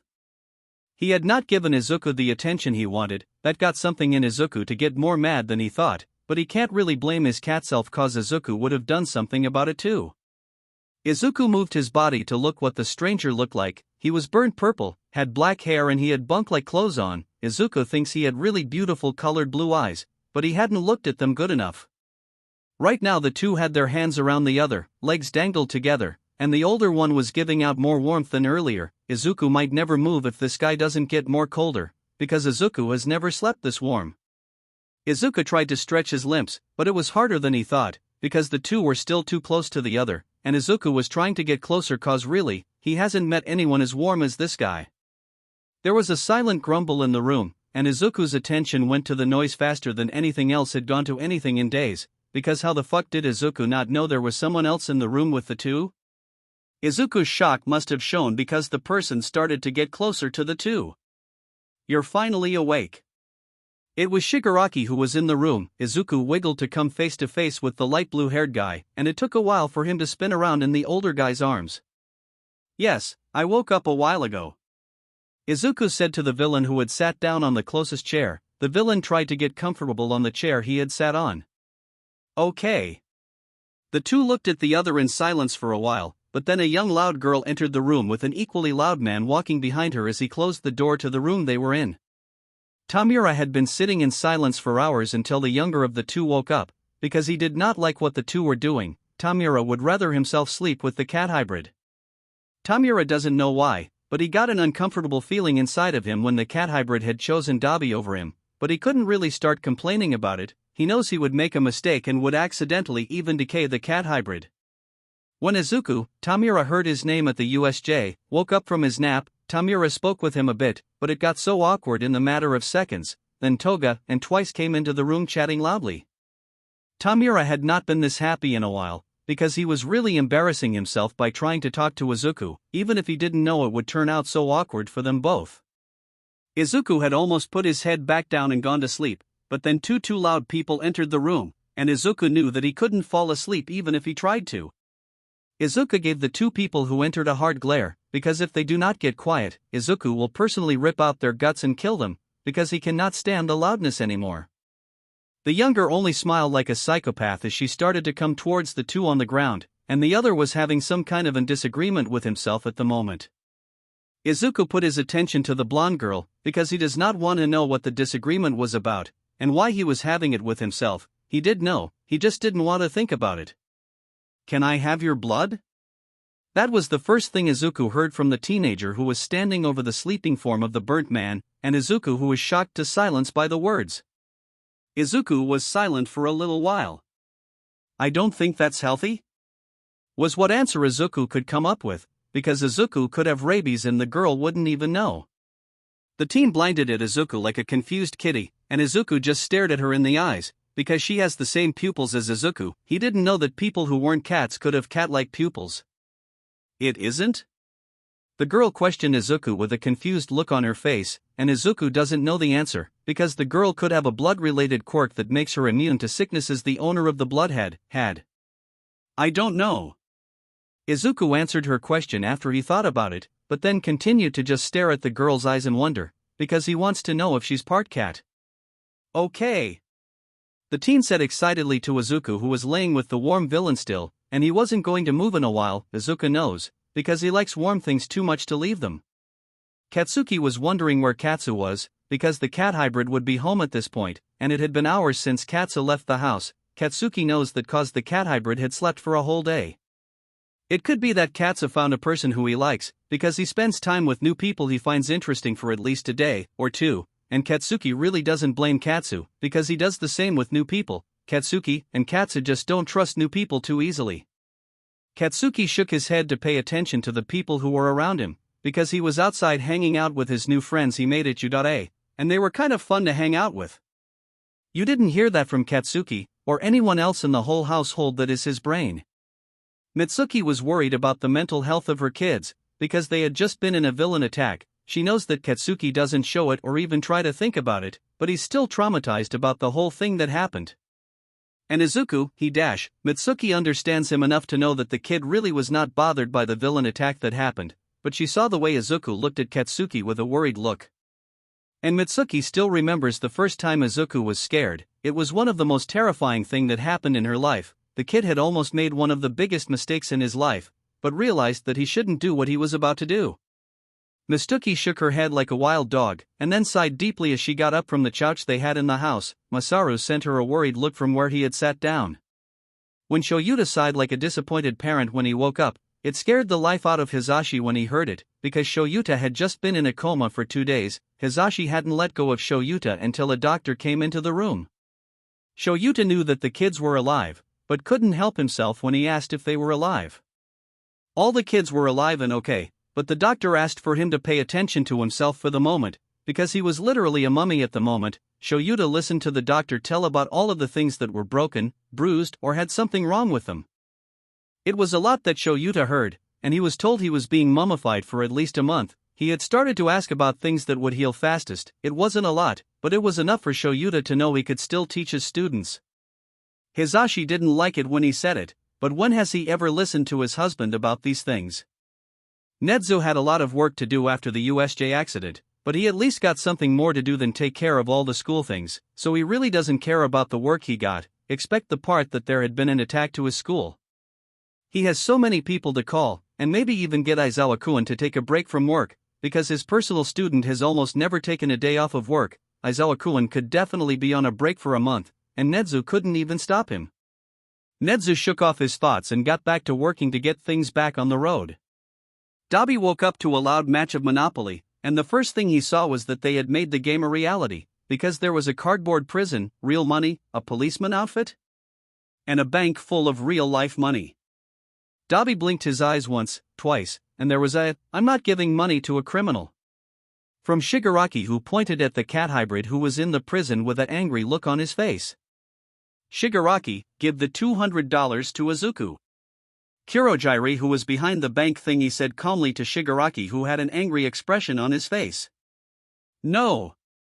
He's in jail. Shigaraki shouted madly as he pointed at the cat hybrid who had adopted an even more angry face on himself. That's not how you play. The cat hybrid shouted loudly at Shigaraki, who got up to fight the cat hybrid, but then stopped when he remembered the other was still inside the prison. Kurohige, why is Izuku screaming? Toga asked Kurohige with a pitiful voice, and the other looked her way. Shut up, Toga, you aren't allowed to speak after stealing my last railroad. Kurohige answered with his own kind of an annoyed voice, because he can't make any expressions on his face. I wish I was never born. Cat hybrid, now dubbed Izuku, shouted from inside the prison angrily, and Shigaraki put his attention back to him. Me too, you think I wanted this? Shigaraki screamed loudly as he fell to his knees with a grunt. Twice screamed sadly from the corner of the room, because he had lost early into the game. The others had cheated too much for him to keep up with them, that's why he lost early. Dabi chose the easiest way out of this. He pretended to be asleep the rest of the game. Nobody won cause the whole thing was destroyed by the end of it. Dabi also chose that he would never enter one of these game nights, they are too loud. Izuku knows he forgot something again, but if he doesn't remember what he forgot, it must mean that it wasn't anything important worth remembering, but at the same time something is telling him it's really important, and that he just doesn't have the energy to try and remember it. And that is kind of true, because Izuku doesn't remember things easily, like that people still have names even if Izuku hadn't named them yet. Izuku was sitting on one of the couches that there are in the villain base, and he could feel the attention he was getting from someone in the room, but he was alone at the moment, or so he thinks as he looks around the room with caution. Izuku's ears are trying to pick up any sound, so they're moving around a bit, like a cat listening for its prey, and Izuku's poofy tail is not doing any better. It's going side to side behind him, it's moving quietly and with more fierceness than before. It was a fly, a small, quiet, ducking fly. Izuku sighed irritatedly at the fly, and then tried to make it go away by shaking it off with his hand. The fly only started to buzz angrily. That made Izuku stop, because how did Izuku understand that? It's literally only a buzzing noise. Izuku stared at the buzzing fly with interest, and then cocked his head to the side with a sinister smile. The buzzing sound became more angry sounding at the smile on Izuku's face. What does one do when they understand a fly? Izuku himself will do nothing about it, because he really doesn't know what he could do understanding the sound of a buzz coming from a fly, because he doesn't know what it's saying, only the sound. Izuku chose to just let the fly out of the base he was in, and then ignore the thing he had with the fly, because that is not something important to remember about.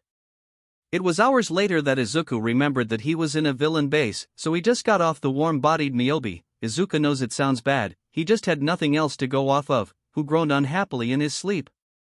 Sure, it's almost as bad as Dabi's. Only glanced slightly at the sound, but then went back to gaming when he noticed it was only Niobe who was currently sleeping. Sure, Izuku needs better names for these people. Then glances again when he heard Izuku get up, because he hadn't got up from on top of Miyobi after Miyobi had laid down on the beanbag, and it has been hours already. Izuku ignored Sure as he walked towards the bar. ᴅᴇʟʟ, at least his name is good. Was working at, or more like just cleaning already clean dishes. Izuku would have pushed the work on someone else. He does not have the patience for that, and he isn't a cat for a reason. Izuku opened his mouth to speak, but got interrupted by a loud cat-like yawn leaving his mouth. It was loud, showing and really well-rested sounding. Izuku can finally be proud of himself. He doesn't get far enough sleep for his hybrid side, and cats sleep for 12 to 16 hours a day. He gets only 8 to 10 hours of sleep. Izuku coughed a little, and then when he was finally going to talk, he was interrupted by someone else speaking before him. Are you sick, Izuku? ᴅᴇʟʟ asked Izuku, his voice sounding concerned for Izuku's health, and Izuku almost yawns again, but stips himself before his body could even make a choice. No, just a method to throw people off. Izuku offered as an answer. ᴅᴇʟʟ didn't ask about it again, but sent Izuku a concerned look when he thought Izuku wasn't looking at him, because he did turn around. People, I am leaving, bye. Izuku said with a feelingless voice, and saluted at them with two of his fingers, because he was tired and didn't have the energy to wave at them with his hand. Izuku turned towards ᴅᴇʟʟ after he spoke, and the other opened a portal in front of him. Izuku glanced ᴅᴇʟʟ's way and held his hand as a goodbye, and then he walked off the portal like any other person would, normally. When Izuku was on the other side of the portal, he just started to run where his heart told him to, and that was towards a beach he had never seen. It was covered in trash, and had even more heavy stuff in places around it. Izuku left the beach after he saw that it had people in it, and then started to walk through the streets, because he really had nothing else to do, except go roof running, but he was too tired for that at the moment. Izuku closed his eyes when he felt that he was near enough to his home. Oh, that's what he forgot about. Izuku opened his eyes as slowly as a snail, and then started to sprint towards his home, because he just left without returning. Mitsuki will be so mad at Izuku, and this time he can only blame himself. Last time he tried to blame Katsuki, because Izuku had been outside for almost 4 days without even saying anything to them. Izuku can only hope that she doesn't take his nap rights away, because he could not survive that again. Last time it looked like he went into a coma when Mitsuki took his nap rights. He had slept for almost 3 days. The Bakugous hadn't taken his nap rights away after that. They had taken him into a hospital, and gotten to know that Izuku needs to sleep more than an average human being. Izuku thinks that they took that information into their hearts. Izuku looked at the time when he was at his home. It had 3:54 a.m. on the screen. He just walked into the house like normally, and then to his own room, because he was really tired at the moment. When Izuku had laid on his bed, he fell asleep in the matter of seconds. Izuku had played enough games to know it can get tiring really fast. Mitsuki was not worried when she found out that Izuku wasn't home at Friday, because this had happened to them before, and many times. Masaru was worried that something bad had happened to Izuku, but he knew that Izuku knew how to protect himself from danger. It was Saturday morning when Mitsuki went to look if Izuku had returned from his adventure to somewhere. He had, and he was asleep in his bed. Nobody would ever know that she had been relieved when she saw her nephew sleeping in his bed, looking like he hadn't left it at all to begin with. Izuku woke up to his room's door being opened quietly. and he knew it was Mitsuki when he heard her leave with a quiet sigh leaving her mouth. Izuku fell back asleep not long after. When Izuku woke up again, the sun was high in the sky, and Izuku's curtains were wide open with a Katsuki standing in front of his bed. Izuku growled tiredly as Katsuki started to shake him, because he really does not have the energy to deal with another blonde after being with another blonde, cause why the world shows that all blondies have to be loud. Wakey wakey, the sun is already shining. Katsuki almost shouted into Izuku's ears, and as an answer he got a loud hiss from Izuku, who started to try and swat Katsuki away like a fly. No, it's not late enough for me to deal with you, Izuku answered when the blonde just dodged the swats that Izuku did, and Izuku gave up faster than usual, because he really has no energy to deal with the blonde that is like a brother to him. It's really late already, you asshole, Katsuki said angrily at Izuku, who flipped him off. There was silence in the room, and then Katsuki jumped on him.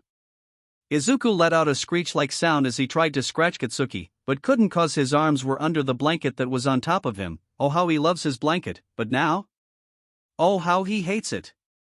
At this moment Katsuki had already got Izuku tangled in his blanket, and threw Izuku over his shoulder to carry him out of the room. Izuku would not accept this treatment from people. Izuku let out a loud growl as he was manhandled by Katsuki, and then bit the other's back by making his body work like noodles, because he was in a position that would have broken someone's neck. Katsuki let out a loud curse word, and dropped Izuku in the middle of it. Izuku almost dropped to his face, but got his body to land on his hands that he got out of the blanket jail he was in. There was silence again, but this time Izuku attacked Katsuki like he was going to murder him, and he had nothing on him, except his sharp nails that were going towards Katsuki's eyes. He got stopped by Mitsuki, who grabbed him by his ankle, because the woman knew that Izuku would try to attack the other. Izuku let out a screech that was nowhere close to human sounding as he almost went flying towards the ground, again, and before Izuku could get up, there was 3 cans of tuna in front of him.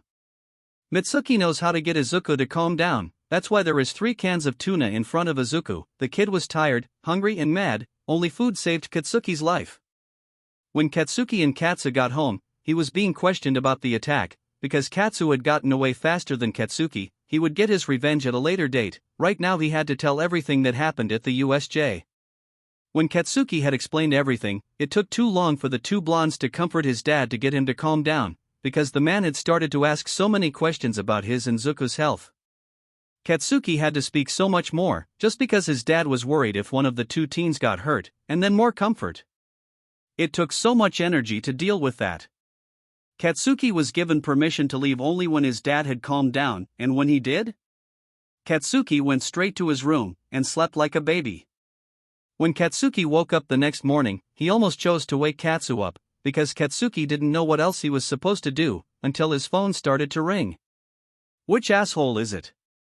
Katsuki asked with a bored tone when he pressed the answer call. He came to regret it when a loud voice boomed from the other side.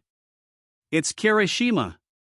The shark teeth's voice boomed straight into Katsuki's ear, and he cursed loudly as he dropped the phone from his hand, because that was loud as fuck. Katsuki picked up his phone fastly, and then turned the volume down a bit, because his ears did not like that, and he's the one with the explosion quirk. Explosion. What do you want? Katsuki asked with an angry tone to his voice, and nobody can blame him. It is justified for making Katsuki's ears almost ring. Me and the others wanted to know if you want to hang out. The shitty hair said positively, and he said he did not even ask for Katsuki's opinion on it. Sure, whatever. Katsuki answered with a roll of his eyes, because he had nothing else to do anyway, and Katsu was sleeping for at least one day. Yay! Come to ########park. Kiri something said to Katsuki excitedly, and yeah, Katsuki knows the guy expected him to decline, but when has he ever declined hanging out with anyone?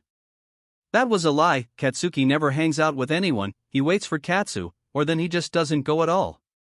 The call ended not long after that, but Katsuki got to know that raccoon eyes, Walmart version of Pikachu, eye bags and ears were going to be there too, and Katsuki wants to know how shitty hair got 2 people who hate loud people to come with the loudest people of the class. But right now was not the time to think about that. Katsuki had clothes to put on, because he will not be seen in his house clothes outside, except when he took the trash out. Katsuki found the perfect match of clothes, even if the hoodie was Katsu's, but they do not need to talk about that, because it was hard to get in the first place. Katsuki had on his orange-colored pants which had many pockets, a black cat hoodie, which looked nothing like a cat hoodie, because it had all the things which made a cat hoodie, expect the ears, tail, or any pictures, so it really just looked like a normal hoodie. Katsuki left his room with a bored look on his face, and all he could think about was, could he still stay back? Katsuki was nervous. He had hung out before, but it was once, and he had been with only shark teeth back then. "I'm going, old hag," Katsuki shouted as he put on his shoes, and he got an answer from the hag almost immediately. "Be back by 8. The hag shouted as a reminder, because last time he had been even a minute late. Katsuki got a lecture on about, how would he get a job if he was late from a meeting? Yeah. Katsuki grumbled to himself quietly as he opened the front door with nervousness. Could Katsuki still back down from the hangout? Please? When Katsuki finally left the house, he walked to the park with a grumpy look on his face, because he does not know how to make a displeased face, and when he did make one, it turned into a long night for him to be alive. Ejiro was so excited to do things with the whole group, because it would be the first time they would hang out all together, even if he had never hung out with Shinso or Jiro. The first one to show up was no one else than Mina, his first friend in many years, and the only one who didn't leave him. "Mina! Over here!" Ejiro called his friend over when he saw her looking around. The teen turned towards his voice, and started to make her way to him. When Mina was with him, they started to speak about things they only speak to the other about, well, until ᴅᴅ came to them with a grin on his face. It wasn't long after ᴅᴅ that the others showed up too, because next was Shinso, who looked really awkward when they tried to get him to join their speaking. Denki had not had many friends when he was younger, and if he did they left kind of early. He was either too loud, messy, or weird to hang out with, but right now he saw that many other people were the same way, not exactly the same, but somewhere close to same. Denki pushed out the thought before it could go any deeper, and continued to speak with the two who were speaking with him at the moment. Shinso looked ready to get up and leave. They were not sitting on anything at all. Denki almost snorted at his thought, but stopped himself before anyone could ask if something was wrong with something. He was having more fun than he had after the USJ had happened, and that attack was no joke to even Denki. Hitoshi had arrived at the park, and he was ready to leave already, because these people are the definition of loud. Hitoshi hopes the others aren't as loud as these who he is at the moment. Katsuki saw the group almost immediately when he got to the park. It was easy, and that is not a lie, because the group is almost the loudest in the park, and the park has almost nobody in there. Katsuki walked towards the group silently, because he would rather not be seen with the loud people. They are getting many stares from others around the park as it is. When Katsuki got to the group they left after a while, and just because Ears had some kind of a family emergency happen out of nowhere, Katsuki was so glad that they left the park. All of the stares had gotten really uncomfortable. The hangout went on like a normal one, except they almost got banned from 3 different stores, 1 mall and a restaurant, just because they accidentally almost stole from a store, and then the others just kind of happened. And they got to know that they should bring eye bags with them if they ever got into trouble, because the guy knows how to get unbanned from places easily, or how to do it easily. They should not bring him to hangouts though. The guy is awkward with every new person he meets, but if they do get arrested, the first person they will call is eye bags. The guy always finds a way to get them out of trouble, and they have known for a couple of hours only. Katsuki will go out with the group again, because it is much safer than going out with Katsu, who somehow gets the two of them always arrested by cops, or even a flower shop owner. How he does it? Even Katsuki doesn't know the answer. The hangout ended at 7 p.m., and Katsuki was kind of glad about that, because he did not want a lecture on how he shouldn't be late at all, or why he shouldn't be late at all. When Katsuki got back home, he knew that Katsu was going to be gone for the night, because the cat hybrid had been asleep the whole day, and Katsuki had been outside for hours. At least the hag didn't lecture him when he got home? Katsuki went to sleep more early than he had in a while. The time was somewhere at 8 to 9 p.m., and he was tired after the long hangout with the idiot of a group. He didn't wake up when Katsu left that night, and he was kind of happy about it, because Katsuki woke up at a more late date the next day. He got to know that he would hang out with the group again the next day. Katsuki could only hope they didn't get arrested the day, because he was more energetic than he was the last day, and that was because he got a good night's sleep after a long day. The group didn't get arrested, but they did get a warning from a store that if they tried to steal even once more, the whole group would be banned from the store for at least a month. It was more fun to hang out when Ears was with them. They got away from trouble even easier than they did the earlier day, and this time Eyebags was not with them. It was not easy to get away from trouble when they did get caught doing something, but they managed just fine with running away. Katsuki knew that Katsu would not be home the night, but he did not expect for the cat hybrid to be gone for almost 2 whole days, and when he got back, he just went to sleep in his room. It did not go well for him, because Katsuki had anger issues, and the cat hybrid was the main focus at the moment, and it did not end well for either of them. Katsuki got to know that Katsu didn't eat anything when he was gone, and that was the reason why he got angry faster than usual. He still did not apologize to Katsu, because it was the other's fault for not saying anything to Katsuki. The two slept the night through without apologizing to the other, and they never do apologize even if they did get angry at the other, and that is only because not one of them want to admit defeat. Izuku spent the rest of the time off at home, except night time when he hung out with Hawks, who someone knew where he lived, and wasn't that disturbing, but that is not the point here now. What is the point, is that it's a school morning now, and Katsuki is trying to get Izuku to get up, but is failing miserable at it. Until Katsuki had started to pick up Izuku to change his clothes for him, and that was not going to happen, because Izuku was not a child anymore. He doesn't need a mother cat to take care of him.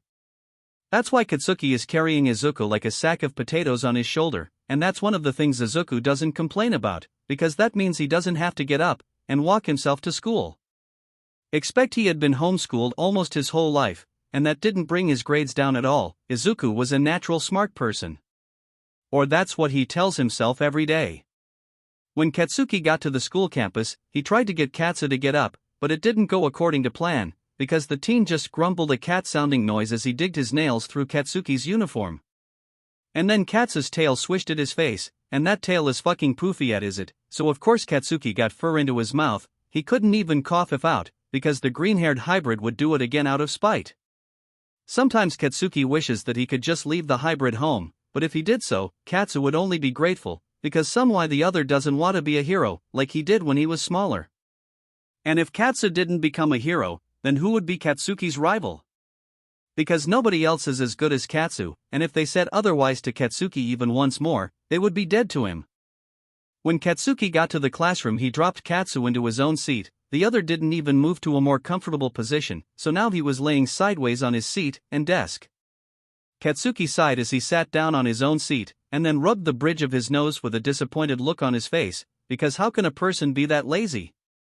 Should Katsuki even try to help the other, because now Katsuki is tired, he had to carry Katsu all the way to the school, and listen to the other's sleepy quiet purrs. But then if Katsuki doesn't help Katsu, that means he has given up on his rival, and Katsuki never gives up, even if it was a small thing that he was supposed to do in time for something. Izuku was tired after his night out with Hawks, because the other wanted to play tag, on and off ground. That's why Izuku has been purring so much. The older one insisted on making Izuku go kitty mode every time they see the other. Sometimes Izuku feels more angry after it, and sometimes Izuku lets it happen, because when he does just let it happen, it means that his body is more tired than usual, or than Hawks felt looked wrong to Izuku's cat senses. And when something didn't feel right to Izuku, it meant he had to make it feel right, like when Katsuki was having an odd day, or Miyatsuki was more angry than usual. Or when Izuku had to deal with his mother's death, or when he paid enough attention to see the hashtag. Izuku raised his head up when he heard the bell ring, and if he wasn't paying attention to what was spoken that day? Who would know? Hawks was off work the day, and nobody seemed to want to hang out with him. ᴘᴜ had gone back to work the day school started, and he had gotten people to stop asking about his condition, and if he was okay, because he was literally a walking mummy at the moment. So when the bell rang, he walked to his classroom like normally, opened the door wide open, and walked into the classroom, only to get bombed with questions about his health. It took ᴘᴜ a couple of minutes to get everyone in their seats, and he did realize that there were some students that sat at their seats the whole time, even if they wore the same worried expression on their faces. "Everyone, please take your seats, and listen," ᴘᴜ said loudly so he would get the whole classroom's attention, and he did. They just still had the worried expressions on their faces. "There's going to be a sports festival next week, just so every class has time to prepare for it," ᴘᴜ explained to the classroom full of teenagers, and before anything else could be said, the classroom was in its natural loudness. ᴘᴜ sighed disappointedly as he dragged his hand over his bandaged face. Bad choice, was all ᴘᴜ could think about, when the pain of said action came to him, because somehow he felt pain in his face. Wait, it was his hand, which was in a plaster. This was just ᴘᴘ's luck, like how did he forget his hands were in plasters? They were literally right in front of his eyes. Nedzu doesn't know if he should be worried if the 괓ᴟᴟ is giving his arms, or if he should just let it be as it is, because the man loomed like he was ready to rip the plasters off, but at the same time thinking how illogical it was. So he decided to leave it alone, and one of the reason of why? It's because the cat hybrid had noticed his presence early on, and stared right at Nedzu, who had been stalking Izawa to know if he was healthy enough to teach. And as it seemed, Izawa was healthy enough, but Nedzu still doesn't know if he recovered mentally, because humans have such fragile feelings and emotions. Nedzu left after he saw Midoriya ready himself to jump into the vents, because as much as Nedzu wanted to speak to the hybrid, he did not feel like being bit by said hybrid. Because even Nedzu knows his own strengths, and close combat is not one of them. He can fight from further away, but not close combat. No thank you. When it was time for food break, the outside of the ᴡᴇ classroom was swarmed with people, and Izuku doesn't like that one bit, because it was supposed to be his time to nap. And now it's destroyed by these mere humans? There was no way Izuku was going to find his way out of here. Maybe he could put his acting skills to use after many months of being like a grumpy cat. Izuku started to walk to the door to get out, but got stopped with a hand landing on his shoulder. Izuku let his grumpy cat eyes turn into white kitty eyes, because he needed to sell the act to get out. And where do you think you're going, ᴡᴇ student? A guy with blondish hair asked Izuku with a weird tone, and Izuku felt his senses start tingling in his head, because the teen just did something. I need to eat more than a normal human, so I'm going to go eat. Izuku gave the teen a simple explanation, and then gave him an innocent look. The teen let go of him, and Izuku sprinted away. Because Izuku was not dealing with people no more, he needed his beauty nap to live through the day, and some lower standard human isn't going to stop him from sleeping his lunch break. Why didn't Hitoshi think of doing that? Now he has to deal with the people that Midoriya left for his classmates to deal with. Had Hitoshi mellowed after meeting this class? Because before he would have used his quirk to help himself leave, and then just walk away like it was normal. That does not sound heroic at all, and now Hitoshi sounds like freaking Ida. Hitoshi saw the people outside the classroom back up when Bakugou started to throw everyday insults at them, and if that didn't work, he would just try to shove his way out of there. And now Hitoshi thinks that Bakugou doesn't have a single good thing to say about a person, because he sure as hell said someone's insecurities right in front of many people. Hitoshi will never be one to the other side of the fighting ring if Bakugou was in a rapping battle, because he would be roasted. When Hitoshi came to focus again, he was alone in the classroom, and nobody had realized they had left one of their own behind. Hitoshi feels left alone, literally. Should he invest in making other friends, because his friends at the moment forget things too easily, like they could have been in a collapsed building, and Hitoshi, or someone else could have been left behind. ᴘᴘ has made a new theory, and it involves Shinso and Midoriya. Since he doesn't have anyone to tell his theories, he will find Midoriya, who always disappears during lunch break. It hasn't been effective from all the times he has tried to find Midoriya, because the cat hybrid disappears from everyone's eyes, and is seen the next time when class is about to start. Should ᴘᴘ just ask Bakugou where Midoriya is, because the two seem to know each other apart from school, and they seem close too? Maybe they're childhood friends?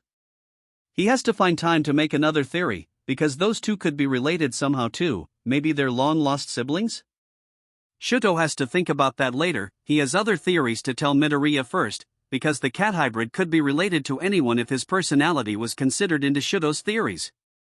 Maybe ᴘᴘ should tell about his theories at a later date, because now he has to make sure he gets everything right, and it's not something half-made, and half undone. Hitoshi was done for the moment his classmates left him alone, and now he had time to really think about the sports festival. Hitoshi thinks he's not ready for it, but what else could he do at the moment?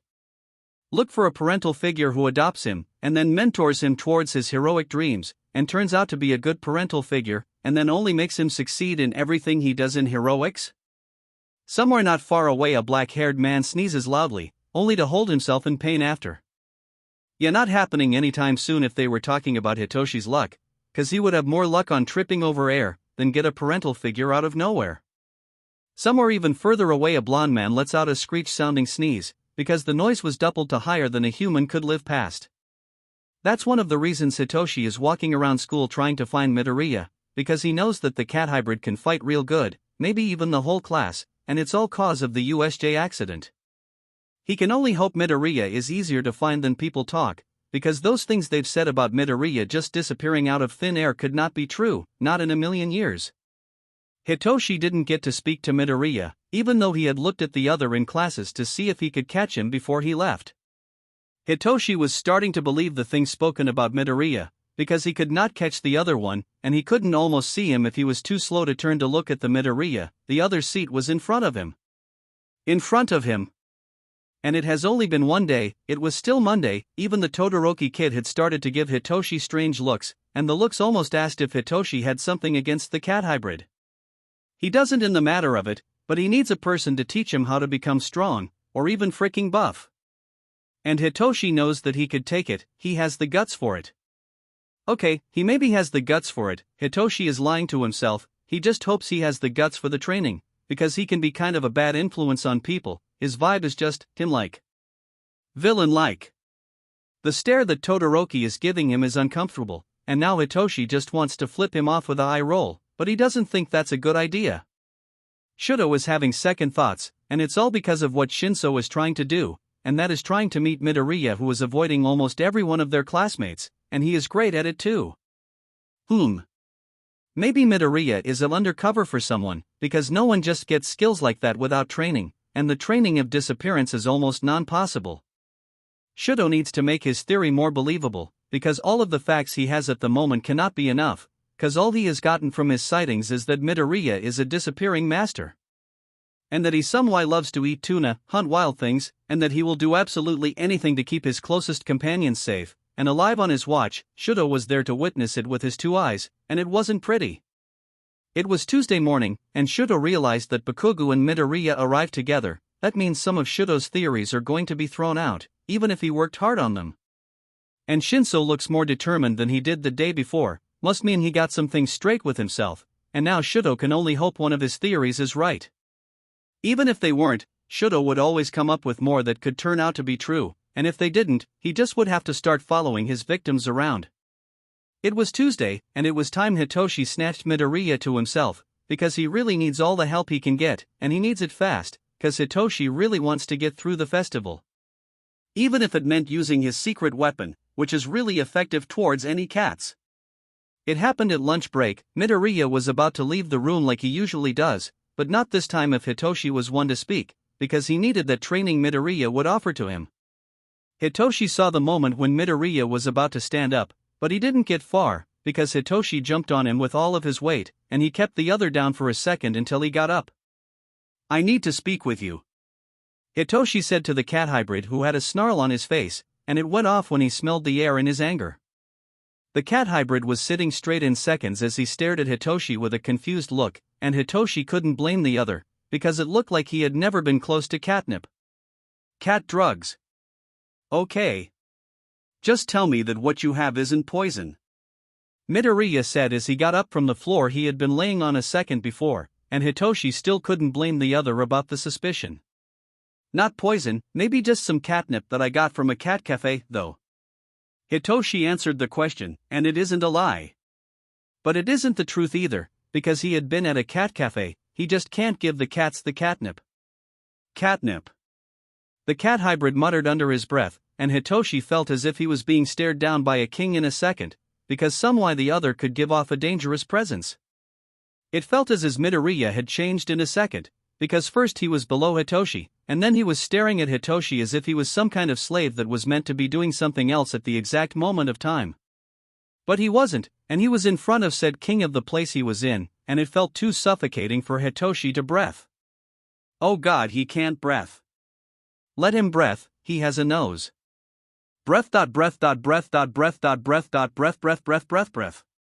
Hitoshi gasped for a breath when he felt the presence of a king disappear, and one of a bored cat appear. It was like he was thrown into a sea without the ability to swim. Give me the catnip, and you have to start by going to a gym for weights.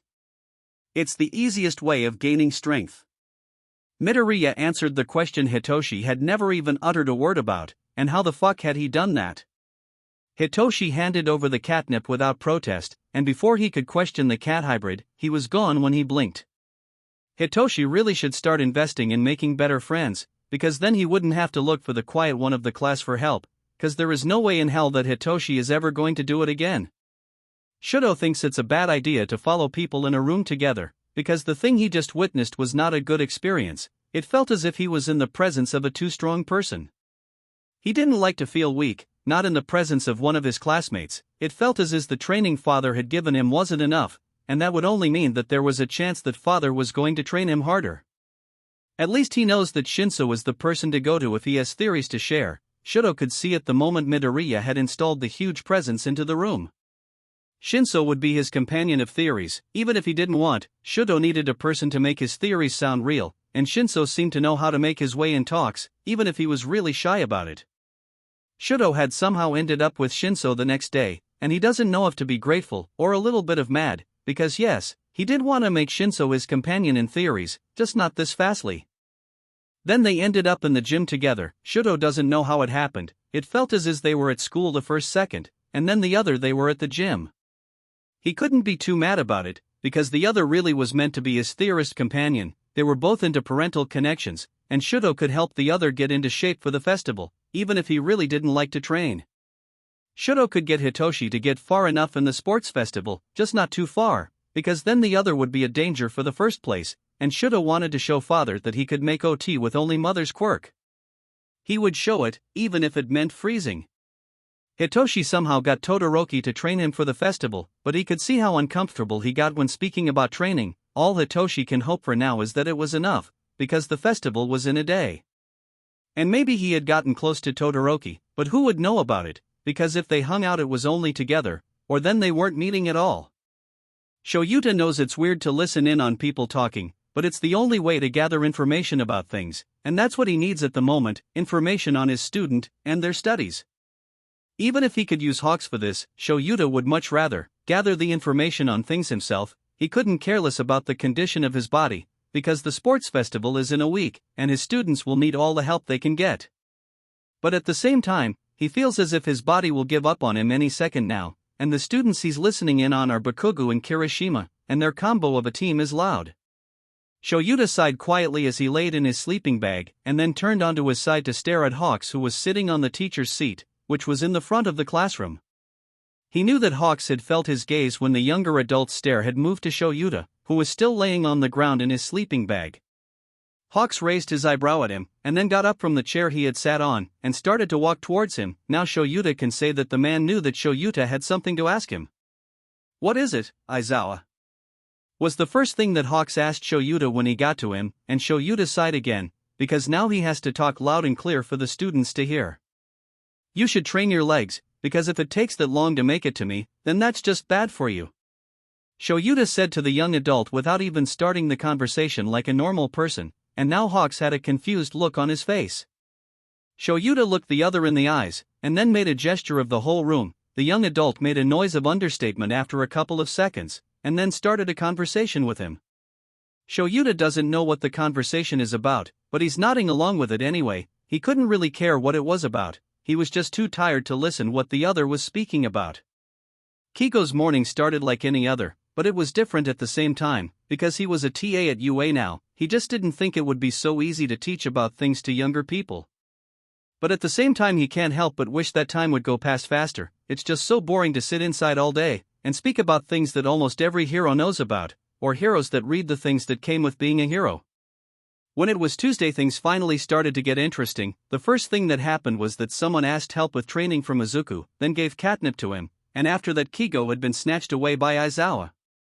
The man had snatched him away just because of paperwork, and does the man even know that Kigo shouldn't be trusted with paperwork? Because somehow all paperwork Kigo does, it always ends up being complete and utter trash. When he had done the paperwork that Aizawa gave him, Kigo had left the school fastly, because the time was somewhere in the 7 p.m., and Kigo wanted to be there when Izuku was high on catnip, because Kigo has seen what catnip does to cats. He just doesn't know if it works like that on Izuku.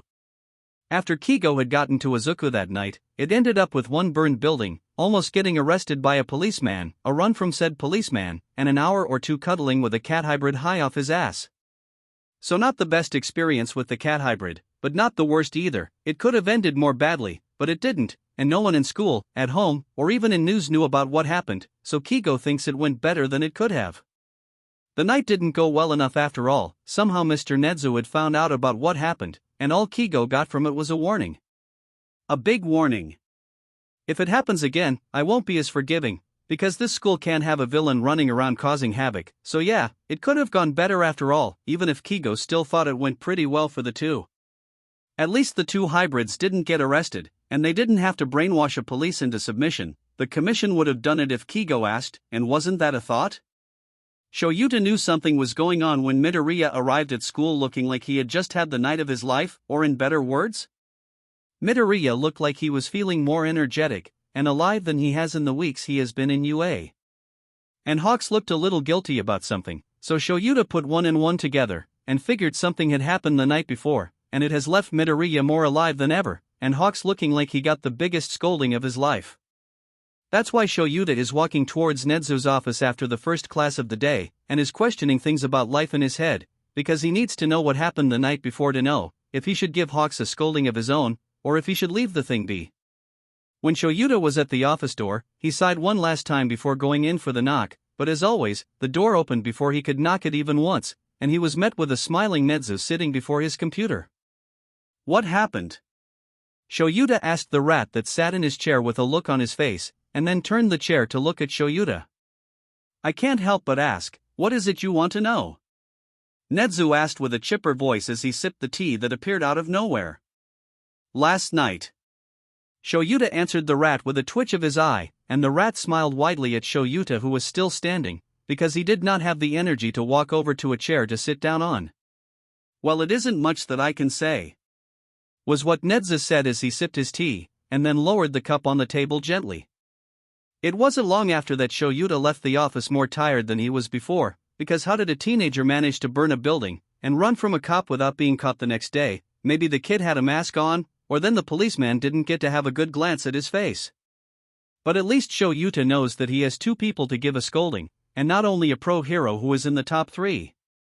And maybe he's a little proud of the two for getting away from a police without a battle, because that could have been taken to the court too easily, and then the two could have ended up in jail even easier.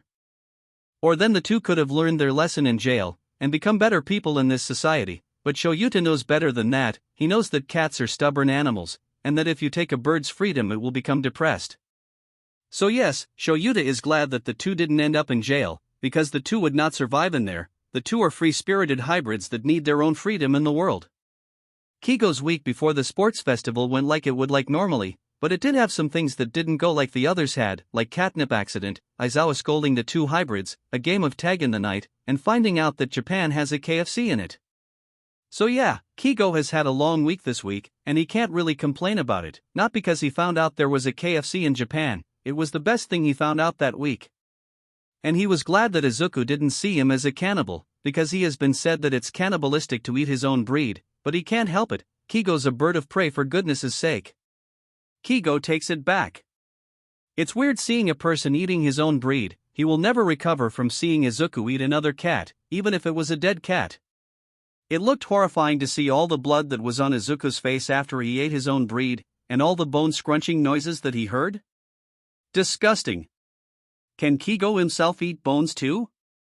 Because if he can, he wants to know what they taste like. Izuku looked far too satisfied after eating his own breed, and now 괊ᴅ was curious. 괊ᴅ stopped thinking for a while, and stared at the chicken wing in his hand. It had a bone, and it had meat on it too. Should he try it? 괊ᴅ shallowed in his saliva, and started to eat the chicken wing, and when he was done, he stared at the bone again, and decided that, fuck it, I'm trying it. After 괊ᴅ had eaten the bone, he started wondering, how can a bone taste that good? And then started to eat even more of the food he got from the KFC. If the KFC did something to his stomach, 괊ᴅ could just puke it out at a later date, and then say to himself he won't eat bones ever again, even if he does like the taste of the bones. It didn't give him any kind of stomach problems, so he will be eating more bones in his life, and maybe he should stop being a little asshole about Izuku's eating habits, because the teen is making 괊ᴅ do weird things at this point in life. And if one day 괊ᴅ ate bones in front of other people? No one would be able to prove it. There were no proof of anyone even buying any KFC at the point, because the bones and trash would be gone. And if even Izuku was there? Then it would be just better for the feeling of dread, because the people would know there are two people who could consume someone's bones if they one day decided to eat someone alive. And wasn't that a dark thought? But it would never be true, now would it? When it was Tuesday morning, Izuku felt as if someone had plans with him, but decided to ignore the feeling, because he was at school, so no one would attack him if he didn't leave. What he didn't expect was for one of his classmates to jump on him and stay on him for some time and then get up, and when Izuku was about to start attacking said attacker, he smelled it. He doesn't know what it was, but it made Izuku's cat senses want, and that confused Izuku, so he spoke to the other teen and threatened the other, cause he wanted what this catnip was. And he did get it, he just couldn't use it at school. He doesn't know how he knows that, but something in him said it was not something to be used at school, and he listened to this part of him, even if it wasn't his cat senses telling him this. Izuku's day went on as normal school day would, but at the end of the school day, he straight up ran home alone, and it was all cause of the catnip in his backpack. He really wanted to know what it was, and why it made his every cat sense want it. His cat senses don't want the same things, not ever, so if this catnip made his every cat sense want, then so did Izuku want. Even if some part of him was still wary of catnip, Izuku still would much rather let his cat senses do it, and then figure out if it was a good thing, or a really bad thing to do. So Izuku spent the whole day in his room staring at the catnip, or then sewing the homework he hadn't done since school started, and school started almost 3 weeks ago, he thinks? And when it was nighttime, Izuku left the house with more speed than usual, and made his way to the rooftop he and Hawksmeet on, and it's the place Izuku trusts he won't die at. Katsuki's week started out boring, and went on as boring until Tuesday, because when it was Tuesday, Shitty Hair, Sparky and Raccoon Eyes wanted him to train with them, and if Katsuki agreed more not grumpy, it was no one's business. They spent most of Tuesday trying to train together, but it didn't take long for them to realize how differently every one of them do things, so Katsuki had to come to a compromise. And said compromise was to put Sparky to train his body in a more lean way, and make his body more stretchy than it was, because the yellow-haired teen had a weak body built. Then to put Raccoon Eyes into a more dance way of dodging, hitting targets and getting more strength into her arms so she could stay in one position long enough to not get tired in after a while. And then there was Shitty Hair whose body was all about taking hits, hitting, and using his arms as shields, so Katsuki did the most workable thing, and put him against Raccoon Eyes to get him to dodge things, and not only take hits. So yeah, it was kind of a long day for Katsuki, because as mean as he was, he still knew how to lead people into the right, even if his personality is shit. And what Katsuki put himself to train? It was speed, so he doesn't only use his quirk in battles, because nobody could ever know if someone could nullify quirks like Aizawa-sensei. And how Katsuki knew that he couldn't always lay it on his quirk? It was Katsu, the cat hybrid, knew how to work past Katsuki's quirk, and how to get Katsuki's quirk out of control. Now that Katsuki is thinking about it, he thinks that his ability to better people on their bodies and quirks are because Katsu, the cat hybrid, had always knew how to see people's weaknesses in their walking style, talking style, or how they even backed up in battles. Katsuki just thinks that Katsu himself doesn't realize that he's doing it until he's told he's doing it, and even then he just says that it was obvious, or that he had been looking at said person's style of doing things. And sometimes it is creepy how he says it, but when they try to talk deeper into it, Katsu is already gone, napping, or is trying to get out of the situation, because as long as Katsuki has known Katsu, the cat hybrid hates it when people put their attention on him alone. When it was Wednesday morning, Katsuki saw right away how Katsu was more off-putting, and that wasn't even the best way of describing the feeling Katsuki had, because Katsu never comes out of bed that easily. And he doesn't usually look alive after getting up from bed, and ugh. There are just many things that aren't right at the moment, and Katsuki wants answers right now. When Katsuki at a later time at school heard Aizawa-sensei scold Katsu about catnip, he knew that he finally had an answer to his earlier question, and he couldn't have been more relieved. Because he really thought someone had taken Katsu, and then replaced him with a more unlikable version of him, and Katsuki doesn't like it when Katsu acts more human-like. Yes, he finally said the words. Human-like. And as mean as that sounds, it really is uncomfortable to see one of your closest people act really different after the person had acted differently for at least 8 to 10 years.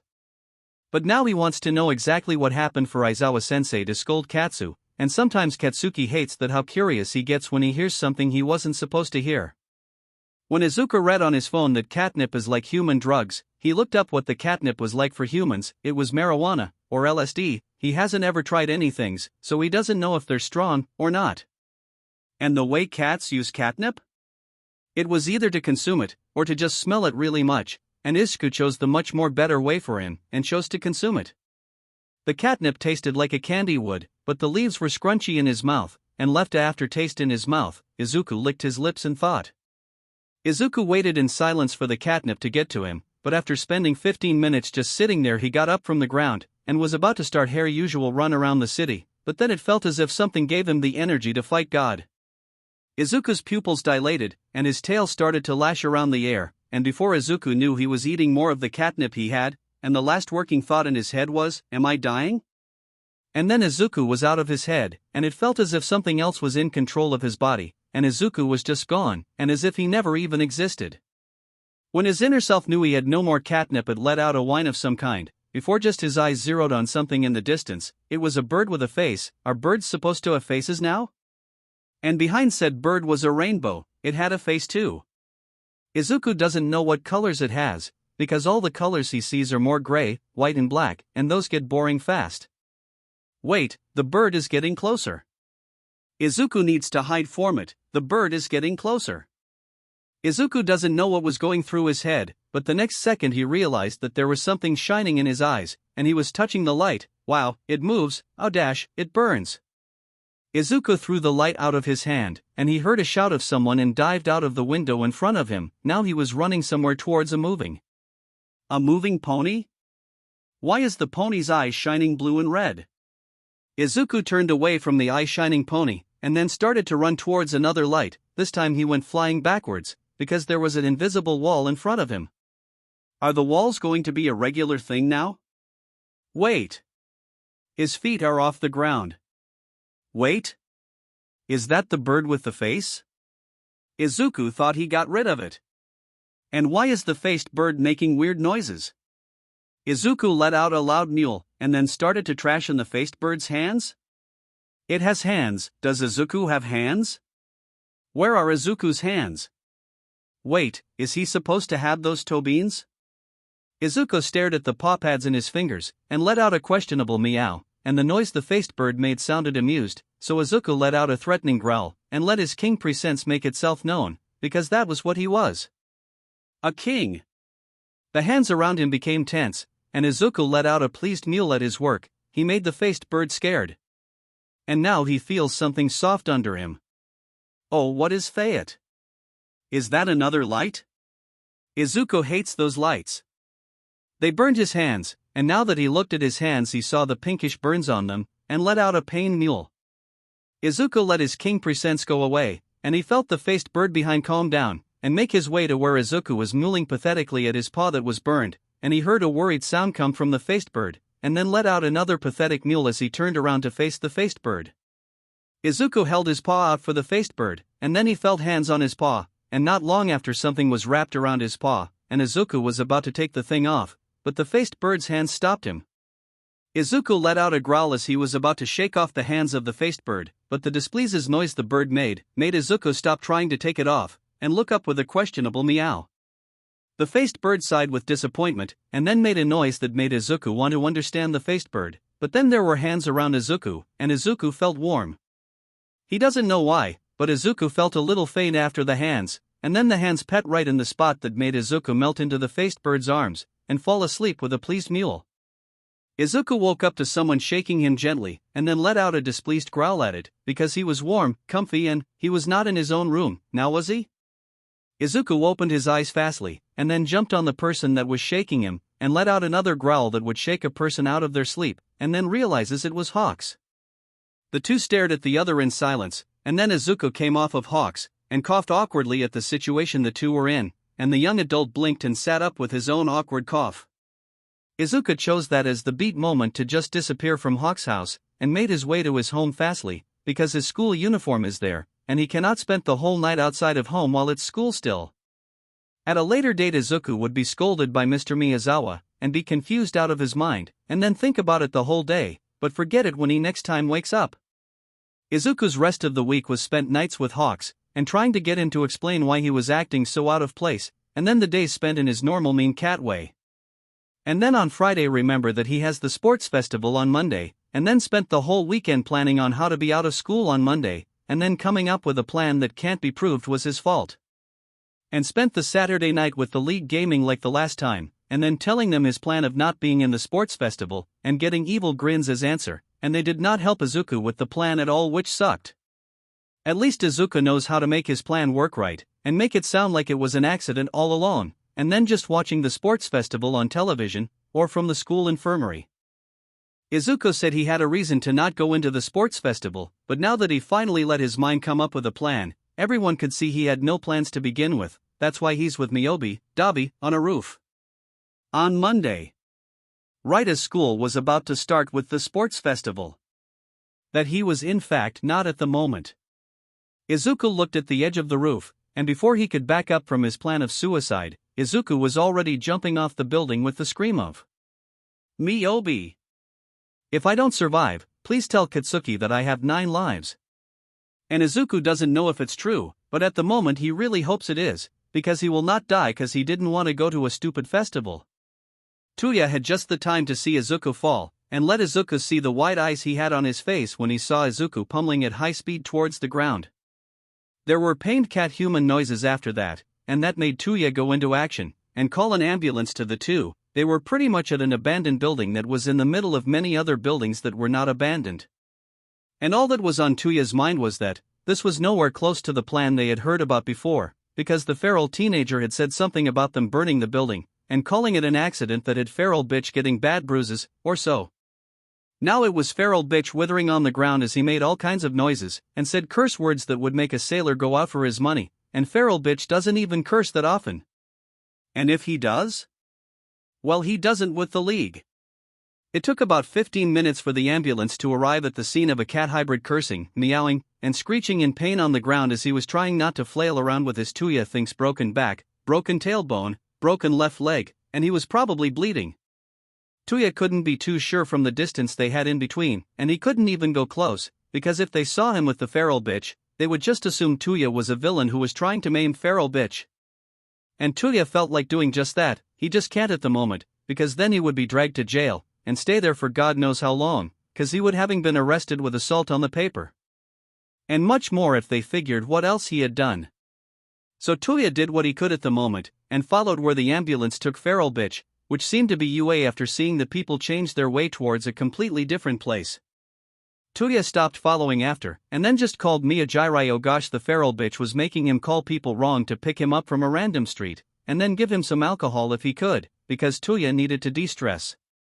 When Nedzu was called by a moving ambulance, he wasn't thinking that one of his school students would have threatened to murder everyone in the ambulance if they weren't brought to UA, but when he heard the voice was Midoriya, Nedzu knew that this would have been coming. Even if he had first thought that the cat hybrid would have been too scarce to do it, but looks like the cat hybrid would do anything to not do something he didn't want, and wasn't that interesting? Nedzu was there when the ambulance people who had looks of traumatized war fighters made their way to Chio with a wailing student, if you can call the noises he made wailing. It sounded the same it had when Vlad had touched him, a devil from hell, and then left like it was a matter of living their lives. So now Nedzu was just curious as to what happened in the ambulance to get the nurses to leave so fast, but his curiosity could wait longer. One of Nedzu's students were in pain. Nedzu had to make sure one of the hero students were okay to attend to the festival, because if he couldn't then it would be bad for Midoriya, because then he couldn't get an internship with anyone. Anyone except Nedzu. Nedzu walked into the nurse's office, and was met with previously spoken about cat hybrid looking at Chio like she had said something far worse than possible, and trying to back off like a cornered feral cat. And Chio must have explained that she has to kiss the victim, so that they could heal from the wounds that they had received from something, and it looks like Midoriya doesn't like it at all. If the way he was trying to turn around, and pulled away from the situation he had gotten himself into, but failing miserably with all of the broken bones he had gotten from an accident he had been in. It looked like the Midoriya seemed to realize there was no escaping this mess, and Nedzu should never say this to anyone's face, but the teen had it coming for him. When Izuku had been returned to UA, he bad thought things would go easier, because the nurses in the ambulance did not know about discomfort at all, and Izuku knew he could trust UA to take care of him.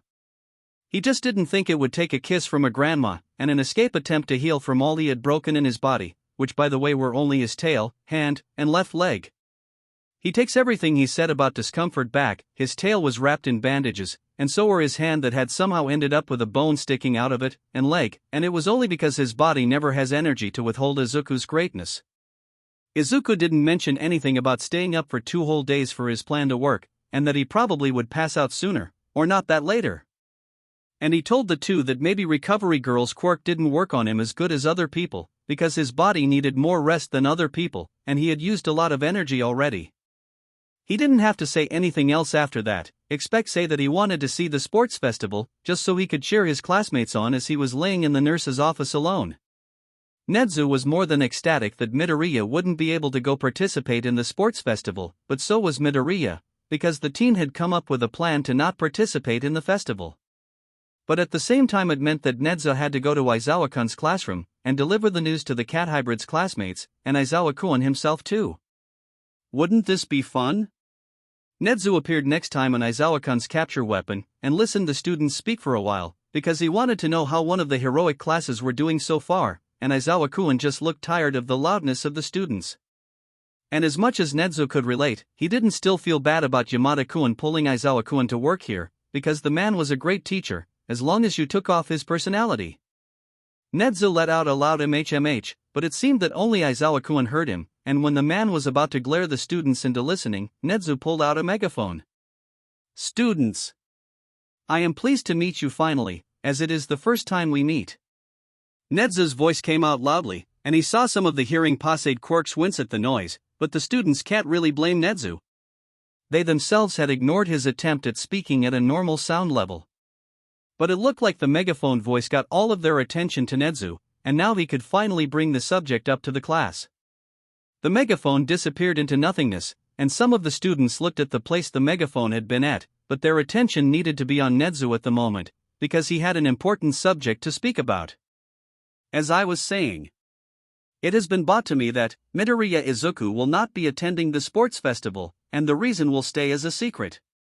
That was all Nezu said, and then he was out of the room before anyone realized what the fuck the principal had been talking about.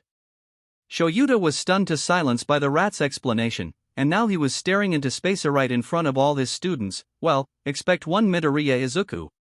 But at least he knew that Midoriya wasn't skipping from school without permission, and it was a secret for the class to not know about, so Shoyuta came up with the only reasonable explanation. One of his students was in Chiyo's office, and they were being treated after an accident that Shoyuta had no answer to, because he quite literally doesn't know what happened, or how it happened. And now he was face to face with a worried Class 1A, and with questions he had no answers to yet, but one thing Shoyuta knew was that he wanted to know if his student was alive, and if he was doing well. Katsuki knew that Katsu had been up to something for a while, he just didn't think it would net up with him in hospital, or in Recovery Girl's office with bandages covering his body. Well, if that's what happened, but Katsuki couldn't really know before after the sports festival, because that things was about to start soon in the day, and Katsuki was going to win it for himself and Katsu. Even if he was annoyed that he couldn't fight against Katsu at the festival, he could still win against all the other extras in the sports festival, and his classmates that had put friendship on him. And it wasn't really that bad to have friends, if you knew how to keep them close to you, and not make them leave you for good, like almost everyone did to Katsu back when he hadn't still manifested his quirk. Even Katsuki had almost left Katsu, he just came back after he realized how stupid his thoughts had been, because would Katsu really look down on Katsuki, and really mean it? But Katsuki's thoughts could wait for later, he had a sports festival to win for himself and Katsu, even if it meant exploding half of the people away, and making it on top alone, because Izuku was quite literally in hospital, or in Recovery Girl's office. Sometimes Katsuki wishes he knew how Katsu was thinking, because the cat hybrid did what he needed before he even knew he had wanted it at all. Katsuki didn't think the school would be so biased, but seems that things are more seeable when you have the brain for seeing things that aren't as seeable as you would think. Because here he is, hearing his English teacher say loudly, and quite proudly too. And here comes the class that faced against villains. 1AAAA. Katsuki is wishing he was with Katsu at the moment, because his support animal had the ability to keep him calm and collected, but at the moment all of those feelings have been thrown through the window. And then comes the other classes. Katsuki swears he heard some of his classmates sputter at the hearable favoritism, and really, is this school this biased? Even Katsuki would have said some of the other classes, because then it could have been read as, there are too many classes at the school, and they really don't want to take forever to get through them all. But now it just looks like every other class was unimportant, and the school was most invested towards the 1A class, and they were only first years. And it had only been a month that school started. And now it's time to hear what first place at the exam has to say. Those were the words that brought Katsuki out of his mind, because wasn't he the one who was first? Bakugou Katsuki. Yep, it was time for Katsuki to speak in front of thousands of people, no pressure, none at all. Katsuki walked on the small stage on the bigger stage, and took the microphone in his hand, and then opened his mouth. Only to start spouting out absolute bullcrap, because he really needed his support animal for this shit. He always started to spout shit that only made sense to Katsu, or the people who know him. I'm gonna win, and if none of you put a battle it just means you're weak. Was what Katsuki heard leave his mouth, and leave echo through the speakers around the stadium. It was silent after that, and then there were loud protests at his words, and the determined looks of his classmates, but all Katsuki felt was dread, because when he would see Stray, he would be treated with silence. Because even Katsuki knows he could have done so much better than that, cause he thinks what people heard was mocking from one of the 1A students, and it did sound like it, just not to his classmates. Katsuki left the stage after that with a bored look on his face, and all he thinks is how dumb he is, because why did he word it the worst way possible? This is why he needs his support animal with him at all times. When Izuku heard the words leave Katsuki's mouth, all he could do was sigh in disappointment as he used the controller of the bed to get to a sitting position. Because he knew Katsuki couldn't handle the looks of thousands of people, and his words would go straight to bullshit so the people would look away, but all they ever did was make people look even harder. And that was all because the words sounded so mocking, but so determined to do as he says, because whenever Katsuki says he would do something, he would do it with zero hesitation. Izuku stared at the screen as the students got ready to start running through the first objection they had to do, and then he smelled the familiar smell of his principal. And he couldn't even try to hunt said principal, because he was literally bandaged up, his leg still had the cast, and his hand was still in pain, and his tail could move, but even it was in slight pain when he moved it too much. Hello, Principal Nedzu. Izuku greeted his principal politely as he tried to block out the delicious smell of him, because if he really couldn't resist the smell of one prey, what would happen if he one day ate the principal? Probably a change of principal, and then Izuku a lifetime in prison, and he really couldn't go to one, except if he was bailed out of it right away, because Izuku cannot stand new people. Hello, Midori-Yakuen. Izuku almost let himself hiss at the dismissal of formality, because Izuku was not below the principal. If one of them was below the other, it was the principal. Izuku was not one to let people call him at friendly terms, expect the Bafurgus, the League, and Mr. Miyazawa, and maybe even Hawks, but he really isn't sure yet. Because the man really pushes Izuku's buttons easily, and the man had stalked him for a year at most, and the man was really cuddly with Izuku. Okay, maybe he would let the man call him friendly terms. Izuku started to talk after he spent a little time thinking over all the reasons the principal was there again, because the principal had been with him earlier that day. Is there something you want from me? I can't really do anything in the state I am at the moment. Oh, no at all. I just wanted to inform you about your internship. Oh, we will have internships? Izuku asked curiously from the principal, and let his control of smell loose. That was a mistake. Izuku's mouth watered immediately, because the whole room smelled of prey, and all Izuku could do physically was lick his lips as his pupils went into slits. Izuku knew the principal felt the change of atmosphere immediately, from how the sadistic animal let himself welcome him at the feet of Izuku's hospital bed. Yes, and you will be spending it with me. Because as it seems, you will have to have your own internship from how you're responding to all the things around you. Nedzu's chipper voice seemed to get a higher pitch, and all Izuku heard from the words was, "You need better controller of yourself." And as much as Izuku could agree, he felt as if he was going crazy at the moment, because the smell of a prey right in form of him was making him let his hybrid senses go even looser than usual. All Izuku could think was how cruel his principal was towards him, and how he wished he could go back in time to stop himself from jumping off that rooftop. Nedzu was almost vibrating at the feet of his soon-to-be personal student, because the way the teen was keeping himself from jumping on Nedzu was almost hilarious, because the teen was particularly drooling as he stared at Nedzu. And all Nedzu did was move an inch closer, and used the perfume he had made to mess with the cat hybrid, because he had known from the first day he saw the teen that the student would interest him with the way he did things. Because the teen had started with trying to hide his traits, but then given up completely after a while, and all Nedza got from that was, this student would do great things one day. That's why he's pushing all the senses the teen has, and doing it while the teen doesn't even realize he's doing it on purpose, because how did the teen not realize that he didn't have predatory senses towards hawks, or the other hybrid people around him?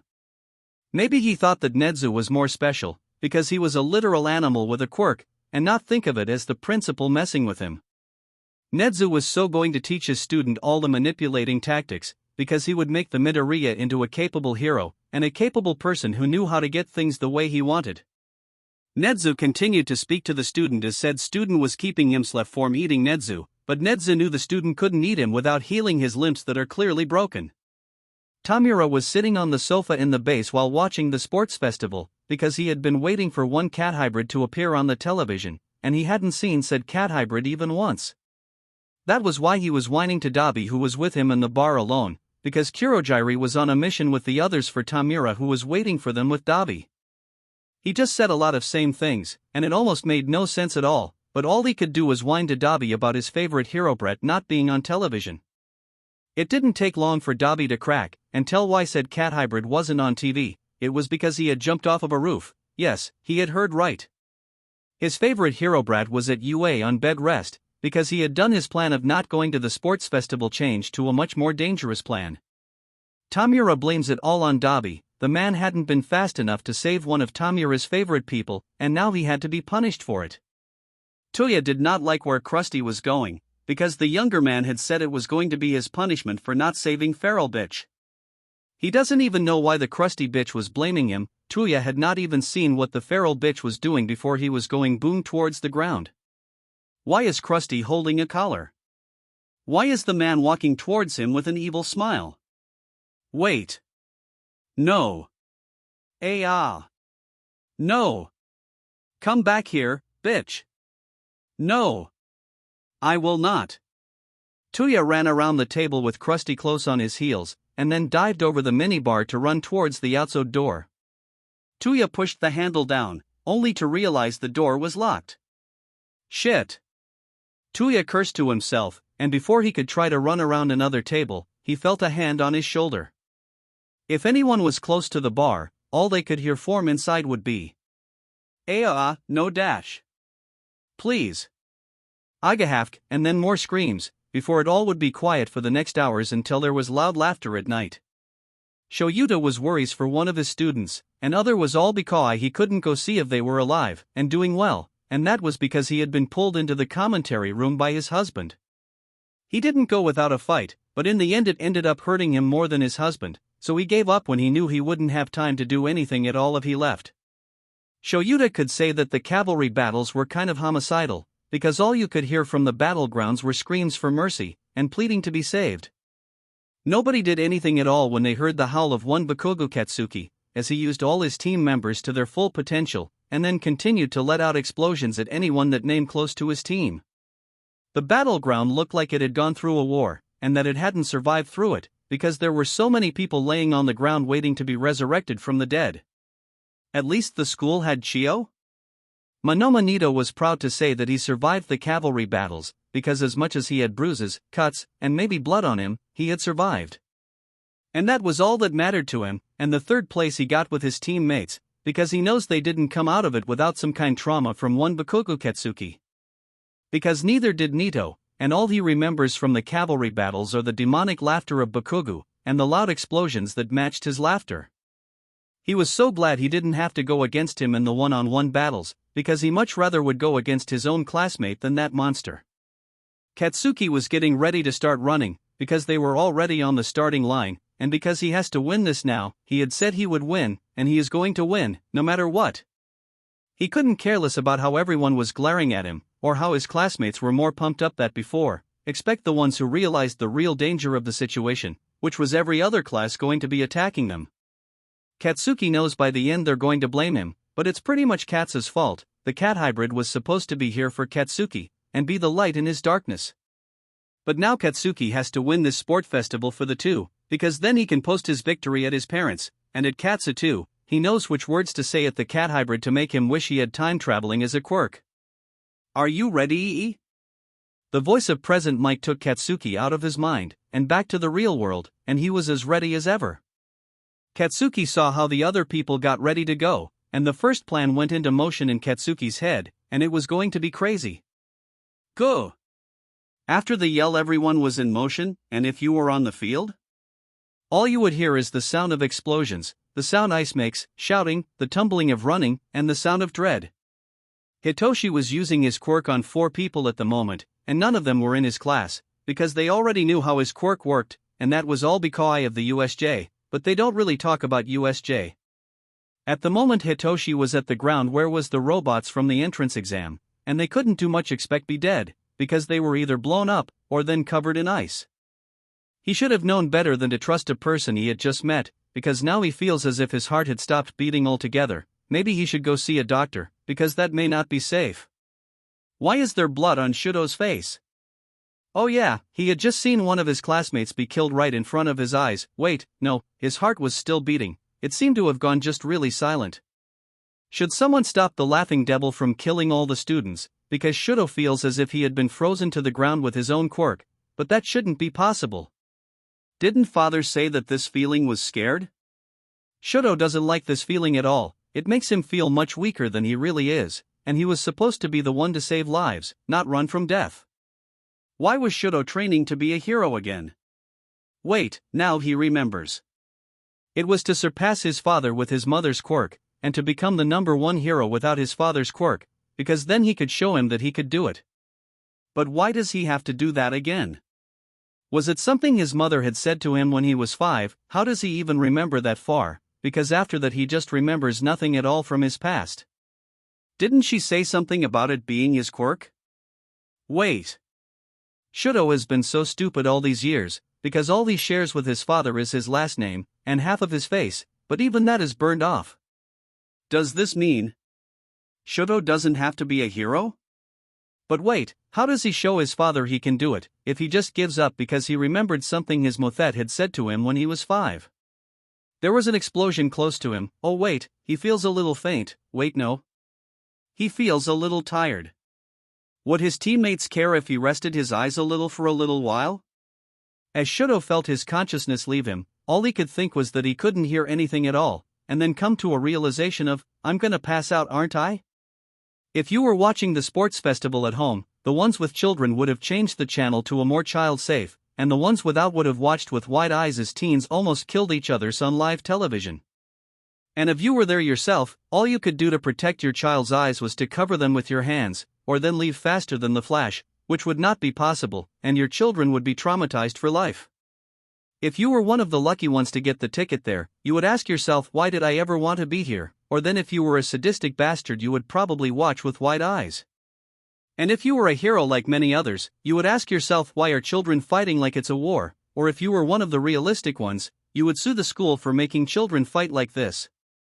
And if you were villains, all you could do was wait for the day you're going to have to lose a fight, because you would never want to fight with the devil like the teens on the battlefield had to.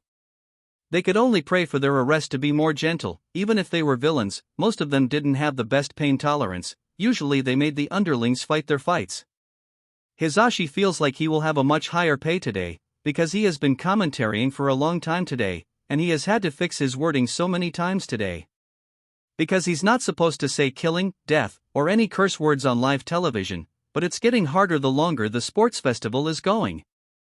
Hisashi will never say it out loud, but this must have been his favorite sports festival in all the years he has been teaching here, and he has been teaching for a long time. This year was going to be crazy, and it was all because of one class, and the class being his husband's. Maybe they could adopt one of them?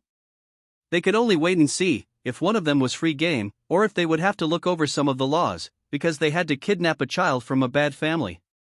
They could only wait and see.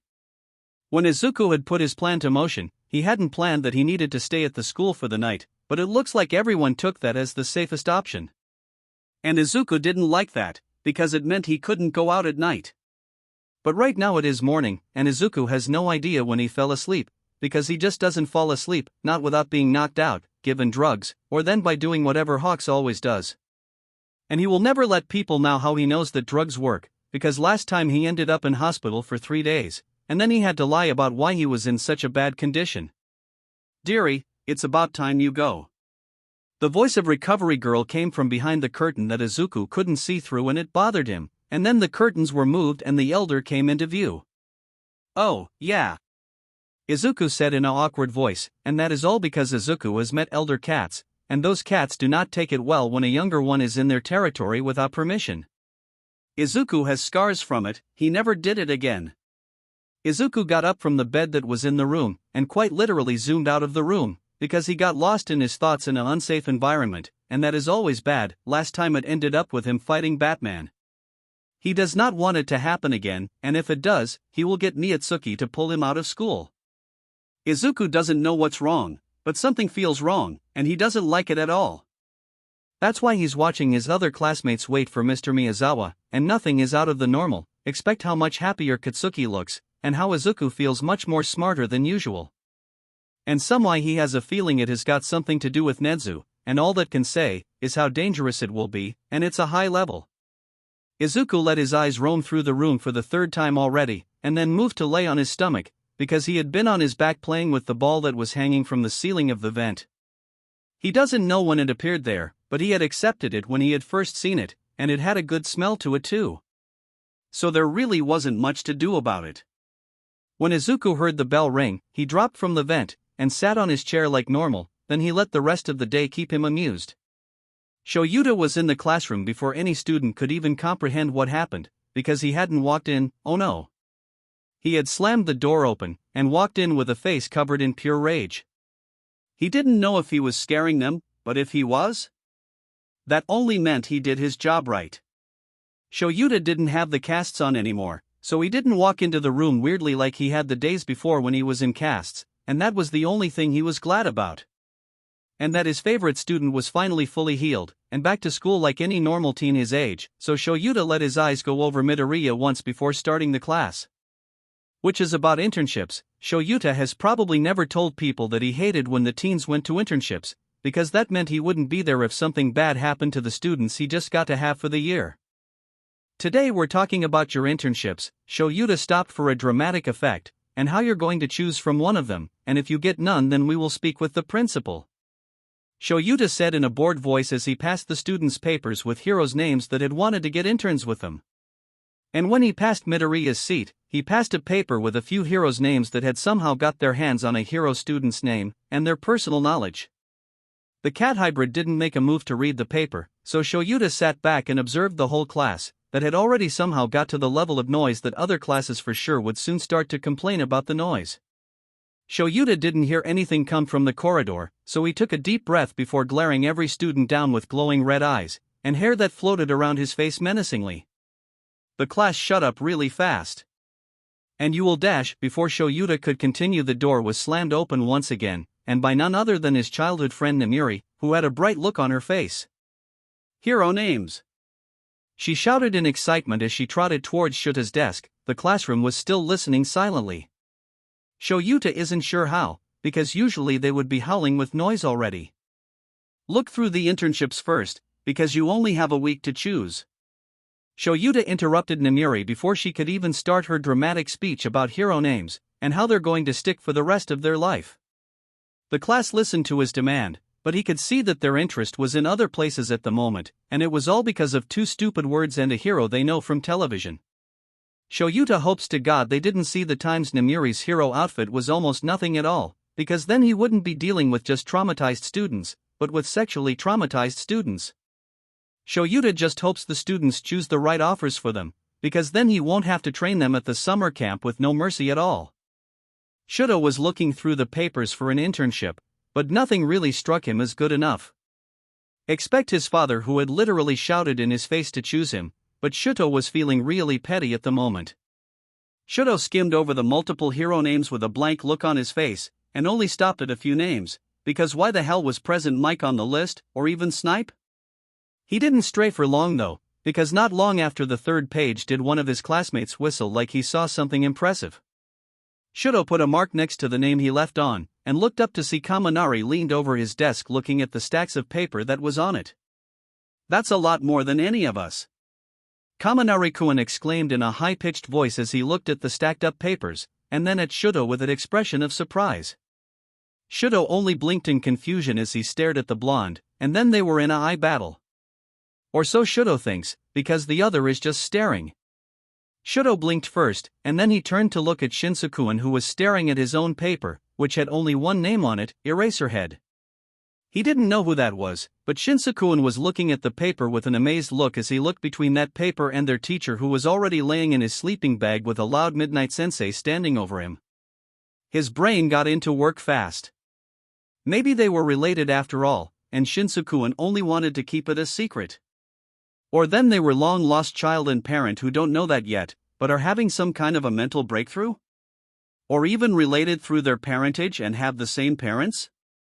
ᴅᴘ got kicked out of his thoughts by a Shinsakuan who was walking towards his desk with determination written on his face. Maybe he was ready to tell him his parentage?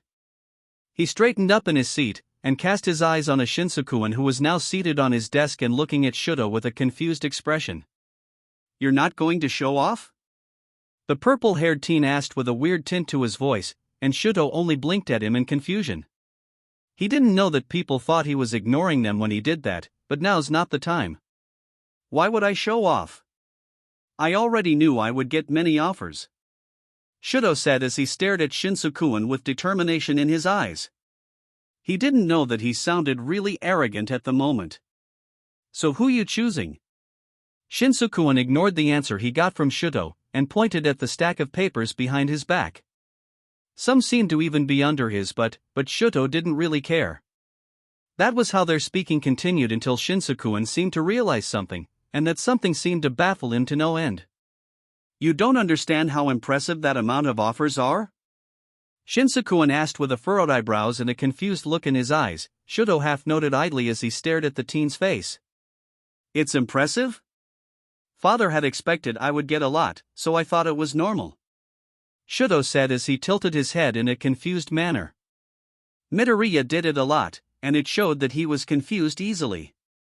Shinsakuan looked even more confused now, and ᴅᴘ really had no idea how to help the other feel normal again, because for the past 15 minutes his expression has just been confused, open or just blank. Should ᴅᴘ invest in empathy lessons, because he does not understand how people's emotions work so far? Shinsakuan explained how many offers would have been normal, and it was 50. ᴅᴘ couldn't even count how many names he saw on the stack of papers on his desk. And maybe that was for the best too, because he would have read all of them through if not for Shinsakuan, and that would have taken a lot of his time. Kigo was not having his kitty go through an internship with Nezu even if it was the last thing he did, because he wanted to enter the cat hybrid, not the rat bastard. He was not taking a no for an answer. Kigo couldn't care if he got fired on spot, because he was going to enter that little kitty bastard even if it took a battle against a rat genius. Kigo marched down the hallway towards the principal's office, and stopped in front of it to knock it only for it to open right before his knuckle landed on it. What greeted him was a oversatisfied Mr. Nezu with a teacup in his paws, and staring him down from his high chair. No, literally, Nezu was high in the air on his chair, and he didn't even look bothered. Something is so wrong with this, because usually it's Kigo who's towering over people when he wants to threaten them, but right now this principal was on higher level than him. He had to fix that right away. Kigo unfurled his wings and took flight without problem, because the room was big, high, and perfect for a person with wings. Or other kind of mutations that made the person big. "Hello, Mr. Principal," Kigo said as he stood flight over the small principal menacingly, and stared him down with a dark look in his eyes. He was totally not glaring because he didn't like the atmosphere. Nope, not at all. "Welcome, Hawks," the principal answered with a chirpy voice as he smiled widely with his teeth showing, and Kigo couldn't help but stare at how shiny they looked. "I am here to ask about my internship with Midoriya." Kigo started rather bluntly, because there was literally no other way to say it to the principal without it sounding stupid leaving his mouth. The silence that followed after Kigo's sentence didn't soothe his nerves at all, because the principal is supposed to tell him why his internship didn't pass. And looked like his answer was selfishness on Mr. Nezu's part, because looks like the principal had plans already made up for the kitty. "What internship?" the principal asked in a question-like way as he continued to smile predatorily at Kigo. As if he had stopped at any point at all. The one I offered him. Quigo said in an unsure way as he tilted his head confusedly, and then he blinked his realization. The principal hadn't even thought about giving Izuku his internship offers. Quigo was going to sue UA just for Izuku if this bastard of a principal was about to make Izuku think he didn't get any offer at all, or then he had planned to take Izuku as his own inter? Well, it doesn't matter anymore, because Quigo wanted to have that internship with Izuku and maybe the bird-headed fellow in Izuku's class, because the two could make a rather good bond as hybrids. Quigo was pushed out of his thoughts by none other than Mr. Nezu. Midoriya didn't get any offers because he didn't participate in the sports festival, so I'm going to inter him while others go to their own internships. The principal said in a happy voice as he continued to smile eerily. Then finally the smile was gone and Nezu was on ground level with his chair, and Quigo followed a moment later. The door opened wide open as someone entered the office, and when Quigo saw who it was his eyes widened in shock and he had to blink again to make sure he was seeing right. Mr. Nezu was doing much better than him though, and he had a friendly smile on his face as he sipped his tea silently. When school ended, that say Yuta had many hero names in his mind, and almost all of them were stupid or not ready at all. Yuta threw himself on the sofa in his and his husband's apartment, and burrowed his face deeply into it as if to suck all the warmth out of it with force he didn't have in him. And before Yuta knew better, his husband Yamada was laying on top of him with a kontensai, and Yuta couldn't help but echo it back. He really did have a long day today, and he wasn't even fully healed yet, but somehow the feeling of his husband close to him made up for it all, even if it was to complain to him about all the idiotic hero names his students had come up with. Did you hear me? Fucking king explosion murder? Yuta exclaimed dramatically just before he yawned and decided to retire for the rest of the day, and let his eyes fall closed and sleep consume his body. At least he was warm like this, and his husband was near him with all of their cats next to them on the floor, even if the little bastards were always grumpy and never wanted to cuddle. Except when it was winter, and they couldn't be outside as much as usually.